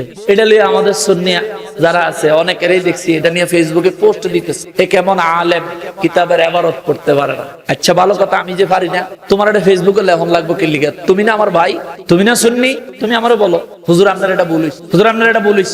এইটা যদি ভিডিওটা আমার যুবক ভাইরা তোমরা যদি দেখো, দেখবা আমি তখন ফিসটা খুঁজতেছি, ফ্যানে ফিসটা উল্টে যাওয়াতে ফিসটা খুঁজ, এর মধ্যে এসে আমি বলতে বলতে ইয়াত্তাখিযুরে ইউত্তাখিযু বলে ফেলছি, কিন্তু আমি সাথে সাথে তো অর্থও বলে দিই। আমার ইবারত পড়তে ভুল হইলেও যেহেতু আমি সঠিক অর্থটা বলে দিছি, তাহলে এখানে আর কোনো সমস্যা থাকে? তবুও যারা সমালোচনা করে বুঝতে হবে তারা হিংসুক, তাদের মনে হিংসা কাজ করে। বাইরে সুন্নিয়তের কাজ নিঃস্বার্থভাবে তুমিও করে যাও, আমি তোমাকে 100% সমর্থন করব। আমি করতেছি যতটুকু করি, আমার সমর্থন করতে তোমারে বলি না, কিন্তু বিরোধিতা করিস। যেটুকু বিরোধিতা সুন্নি আলেমের করবি, এটুকু বিরোধিতা বাতিলের পক্ষে, বাতিলের বিরুদ্ধে লাগ, তোর ঈমানের কাজ হবে, ঈমান তাজা হবে, ঠিক কিনা বলেন? আফসোস সেখানে বাবার নাম পড়তে গিয়া বাবু সিয়ামি জায়গা করে লেছে, বাবু সিয়াম, সিয়ামু, এখানেও সমালোচনা করছেন। তো যাই হোক, যারা সমালোচনা করছেন তাদের ধন্যবাদ দিই, কিন্তু সমালোচনাটা এইভাবে না করে আমার যদি নখ দিতেন আরো ভালো হইতো। তো এই কথাগুলো তুলে ধরলাম, বলতাম না, কথাগুলো তুলে ধরলাম তার কারণ হলো আমরা সব থেকে বড় ক্ষতিগ্রস্ত হই আমাদের লোকেদের দ্বারা। আমাদের লোকেরাই আমাদেরকে পিছন থেকে আঘাত করে, আমাদের লোকেরাই আমাদের বিরুদ্ধে ষড়যন্ত্র করে, হিংসা করে। এগুলো যতদিন পর্যন্ত সুন্নিদের অন্তর থেকে না যাবে ততদিন পর্যন্ত সুন্নিয়তের বিজয় আসবে না, যতই চেষ্টা করি। আল্লাহ বুঝার তৌফিক দিক, জোরে কই আমিন। সবাই জোরে বলেন আমিন। মুআজ্জাজ মুকাররম সর্বশেষ আল্লাহ বলেন, শোনো বান্দা, তোমরা যদি এইভাবে আমার মহিমা প্রকাশ করতে পারো, বলে আল্লাকুম তাশকুরুন, আমি আল্লাহ তোমাদেরকে আমার শুকর আদায়কারী বান্দা হিসেবে কবুল করব। সুবহান ওয়া মা আলাইনা ইল্লাল বালাগ। গেলাম না সামনে, প্রশ্নের উত্তর দেই, কাকে কাকে কদমবুসি করা যায় দলিল সহকারে বুঝালে উপকৃত হব। আমি মাহফিলে প্রশ্ন উত্তর দেই। প্রথম কথা। আরেকটা প্রশ্ন, আল্লাহকে পাওয়ার জন্য কোন মাধ্যমের প্রয়োজন আছে কিনা? 3 নাম্বার, নবীজি আগে সৃষ্টি হয়েছে নাকি দুনিয়া আগে? আর আসেনি? আমরা ওটা তো বলছি। আচ্ছা, ওনাদের আমি প্রশ্ন তো দেই না, আবার দলিলও চাইছে। কাকে কাকে কদমবুসি করা যায়? মুরব্বী, উস্তাদ, আলেম, আল্লাহওয়ালা, বুজুর্গানে দ্বীন, ইনাদেরকে কদমবুসি করা যায়। মা বাবার কদমে কদমবুসি করা সুন্নাত। প্রথমে বুঝতে হবে কদমবুসি কারে করে। আমরা তো মনে করি কদমবুসি মানে পায়ে হাত দিয়ে সালাম করা, এটা বুঝেন না? কদমবুসি বলতে কি বুঝেন? সালাম করাই তো, হ্যাঁ না অন্য কিছু বুঝেন? এ কথা কর না কা, অন্য কিছু কেউ বুঝেন? কদমবুসি বলতে আমরা মনে করি কি পায়ে হাত দিয়ে সালাম সালাম করা, এটা কদমবুসি কয় না, ওটা কদম সালাম। কদমবুসি, কদম অর্থ পা, বুসি অর্থ চুমু, পায়ের মধ্যে চুমু দেওয়া। তাও পায়ের কোথায় জানেননি? পায়ের তলায়। সুবহানাল্লাহ কন্না, পায়ের তলায়। আবার পায়ের উপরেও চুম্বন দেওয়ার সুন্নাত বিধান পাওয়া যায়। আবার পায়ের তলাত দিলেও সুন্নাত, পায়ের উপরে দিলেও সুন্নাত। এখন আমাদের দেশে এমন এক জমানা আইছে, যদি ফিসাদের আল্লাহর ওলির পায়ে, মায়ের পায়ে, বাবার পায়ে যদি চুমু দেন, আরেকজনের ছবি তুললে কইবে এটা একটা সেজদা দিছে। ঠিক নিও, ঠিক নিও, ছবি উঠাইয়া শয়তানের কইবো সেজদা দিছে। আমাকে সেজদা দিছে না চুমু? আল্লাহর ওলির দরবারে গেলে আমরা জিয়ারত করে অনেক সময় তাজিমান আমরা চুমু দেই, সালাম করি, ঠোঁট লাগাইয়া চুমু দেই। এই চুমুর ভিত্তিতে আবার ছবি উঠায়, উঠাইয়া পরে কয় এই তো শিরক করছে। শুনেন, কদম বুসি, বুসির বর্ণনা আসছে চুমু দেওয়া। কেমন চুমু? চুমু তো কত ধরনের, হালকা করে তো দেওয়া হয়, হালকা করে দিলাম, লাগাইলাম আর কি না। কদম বুসি এটা না। কদম বুসি হচ্ছে আপনার ঠোঁটের পেট, যার কদমে চুমু দিবেন তার কদমে পায়ের চামড়ার ঠান্ডা আপনার ঠোঁটে অনুভব হতে হবে। আপনার ঠোঁটের হালকা গরম ভাব যার পায়ে চুমু দিবেন তার পায়ে অনুভব হইতে হবে। এটার একটা কদম বুসি, জোরে কোন সুবহানাল্লাহ।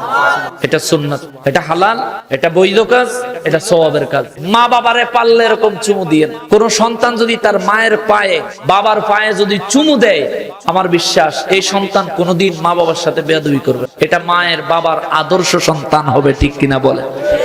বাচ্চারা ছোট থাকতে বাচ্চাদেরকে ইসলামিক কালচার গুলো শিখাবেন, এগুলি শিখাইয়েন, কাজে লাগবে।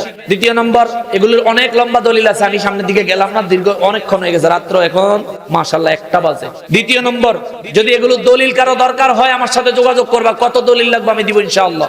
আল্লাহকে পাওয়ার জন্য অন্য কোনো মাধ্যমের প্রয়োজন আছে কিনা? যদি প্রয়োজন না থাকে তাহলে তো নবীজিরও দরকার। যদি প্রয়োজন না থাকে তাহলে তো নবীজিরও দরকার হয় না। যে ব্যক্তি ঈমান থেকে নবীজিকে বাদ দিবে তার ঈমান আছে না গেছে? যে ব্যক্তি আজান থেকে, আমরা আজান দেই নামাজে আসার জন্য, নামাজ পড়ি কার জন্য? জোরে বলেন কার জন্য? যেই আল্লাহকে পাওয়ার জন্য নামাজ পড়ি, ওই নামাজের আজানে নবীর নাম আছে না নাই? জোরে বলেন। তো আপনি মাধ্যম কেমনে বাদ দিবেন? বাদ দিতে গেলে প্রথমে আজানে আশহাদু আন্না মুহাম্মাদুর রাসূলুল্লাহ সাল্লাল্লাহু আলাইহি ওয়াসাল্লাম বাদ দিয়ে দিতে হবে। কারণ কেউ যদি আজানের মধ্যে নবীর নাম বাদ দেয়, তারা কি আপনারা মুসলমান কইবেন? কোন আলেম বলবে, কোরআন সুন্নাহ বলে, ইজমা কিয়াস বলে, কোন দিক থেকে সে আর মুসলমান থাকে না। নামাজ পড়ি আল্লাহকে খুশি করার জন্য, নামাজের ভিতরে আসসালামু আলাইকা আইয়ুহান নাবিয়্যু, নবীজির সালাম আছে না নাই? কথা কয় না, আছে না নাই? তাহলে নামাজ পড়লাম কার জন্য? সেখানে নবীজির নাম, নবীজির সালাম রাখছে কে? রাখছে কে? ওই আত্তাহিয়াতুত থেকে নবীজির সালাম বাদ দিলে নামাজ হইবে নি? পরে নামাজ আল্লাহর সালাম নেয় না আল্লাহ পাকে, ওয়াজিব হলো সালাম দিবা নবীজিকে। সুবহানাল্লাহ। নমস্কার, আল্লাহকে সালাম আমার দেওয়ান লাগতো না, নবীরে দিবি। এখন নামাজের মধ্যে যদি কেউ আল্লাহরে সালাম দেয়, নামাজ আছে না গেছে? ফেরেশতারে আসসালামু আলাইকুম ওয়া রাহমাতুল্লাহ, আসসালামু আলাইকুম ওয়া রাহমাতুল্লাহ, নামাজ কি শুরু না শেষ? আল্লাহরে সালাম দিলেও শেষ, ফেরেশতারে সালাম দিলেও নামাজ শেষ, কিন্তু নবীজিরে সালাম না দিলে নামাজ। সুবহানাল্লাহ। আল্লাহকে পাবার জন্য মাধ্যম প্রয়োজন। তুমি যদি মাধ্যম ছাড়া আল্লাহকে পেতে চাও, কোরআন বাদ দাও। কোরআন একটা মাধ্যম, এটা বাদ। হাদিস একটা মাধ্যম, এগুলোও বাদ। আল্লাহর ওলিরা মাধ্যম, এগুলোও বাদ। নবীরা মাধ্যম, এগুলোও বাদ। তাহলে তুই আল্লাহরে কেমনে ভাইবি? কেমনে ভাইবি তুই? পাওয়ার কোনো উপায় আছে বাবা? উপায়, মাধ্যম লাগবে। আল্লাহ হচ্ছেন গায়েবুল গুয়ুব। আমরা ফেরেশতা দেখিনি, দেখি না। আমরা ফেরেশতা দেখি, কিন্তু এই ফেরেশতারা আল্লাহ দেখে না। সুবহানাল্লাহ কন্যা। আমরা ফেরেশতা দেখি না, এই ফেরেশতারা আল্লাহ দেখে না। ফেরেশতারা আমাদের থেকে গায়েব, আল্লাহ হলেন গায়েবুল গুয়ুব, গায়েবেরও গায়েব। করে কোন সুবহানাল্লাহ। এখন তুমি যদি মাধ্যম ছাড়া আল্লাহকে পেতে চাও, ভালো কথা। আমাদেরকে দুনিয়ায় পাঠাইছে কে? জোরে কোন না কে? মায়ের গর্ভে আমাদেরকে পাঠাইছে কে? তাহলে বাবার দরকারটা কি? বাবার দরকারটা কি? তাহলে আমি দুনিয়াতে আসতে আমার বাবার মাধ্যম লাগছে, ঠিক কিনা বলে? এই মাধ্যমটা ব্যবহার করছেন কে? আচ্ছা, আমাদেরকে দুনিয়ায় পাঠাইছেন কে? মার গর্ভে থাকুন, দরকারটা কি? একবারে ডাইরেক্ট পাঠাই দিত, ঠিক কিনা বলে? তাহলে আল্লাহ ডাইরেক্ট পাঠায়, মায়ের গর্ভে দিয়ে আল্লাহ বুঝাইছে যে দুনিয়াকে দেখতে মায়ের গর্ভে 10 মাস 10 দিন অপেক্ষা করতে হবে। 10 মাস 10 দিন সম্পর্ক হবে শুধু তোমার আর তোমার মায়ের। সুবহানাল্লাহ। 10 মাস 10 দিন সম্পর্ক তোমার আর তোমার মায়ের। তুমি গর্ভে কখন নড়তেছো তোমার মা জানে, আমি আল্লাহ জানি, ফেরেশতারা জানে, আমার হাবিব জানে, কিন্তু আশেপাশে তার বাবা, তার আত্মীয় কেউ জানে? মায় যদি কয় বলে এই মাত্র নড়লো, পাশে যারা আছে শুনলো, জানলো, যদি না বলে জানতে পারবো না। আল্লাহ বলে বান্দা, মার গর্ভে দিয়া, মার গর্ভের মাধ্যমে তোরে আমি দুনিয়াত পাঠাইছি, আবার মার গর্ভে তোরে ঢুকাইছি বাবার মাধ্যমে, তোরে পাঠামো আমি। মাধ্যম ছাড়া মায়ের গর্ভেও যাস নাই, মাধ্যম ছাড়া দুনিয়াতেও আসস নাই। অতএব মাধ্যম ছাড়া আল্লাহকে পাওয়ার কোন রাস্তা যদি থাকতো, তাহলে কালেমা শুধু লা ইলাহা ইল্লাল্লাহ হইতো। আদম নবীর জায়গায় আদম সফিউল্লাহ হইতো না, মুসা নবীর জায়গায় মুসা কালিমুল্লাহ হইতো না, ঈসা নবীর জায়গায় ঈসা রুহুল্লাহ হইতো না, আর আমার নবীর জায়গায় মুহাম্মাদুর রাসূলুল্লাহ সাল্লাল্লাহু আলাইহি ওয়াসাল্লাম হইতো না। লা ইলাহা ইল্লাল্লাহ যথেষ্ট হইতো। আল্লাহ বলে বান্দা, লা ইলাহা ইল্লাল্লাহ তখন সত্য হবে যখন মুহাম্মাদুর রাসূলুল্লাহ মাধ্যম মুহাম্মদ সাল্লাল্লাহু আলাইহি সাল্লামকে মেনে নিবা। মাধ্যম মানলে আমার তাওহীদ সত্য, মাধ্যম না মানলে আমার তাওহীদ অনিশ্চিত। তোমার কথার পক্ষে কোনো সাক্ষী নাই। জোরে কন্যা সুবহানাল্লাহ। আল্লাহ কয়জন দেখছেন নি? আপনি দেখছেন, আপনার বাবাই দেখছেনি, দাদায়, চেয়ারম্যান সাহেব, এমপি সাহেব, প্রধানমন্ত্রী, জাতিসংঘের প্রেসিডেন্ট, বিশ্ব জাতিসংঘের প্রেসিডেন্ট, আল্লাহরে দেখছেনি। তো কেমনে বিশ্বাস করলেন আল্লাহ এক? বিশ্বাস করেননি। আল্লাহ যে এক, এটা আমরা বলি, বিশ্বাস করি কেন?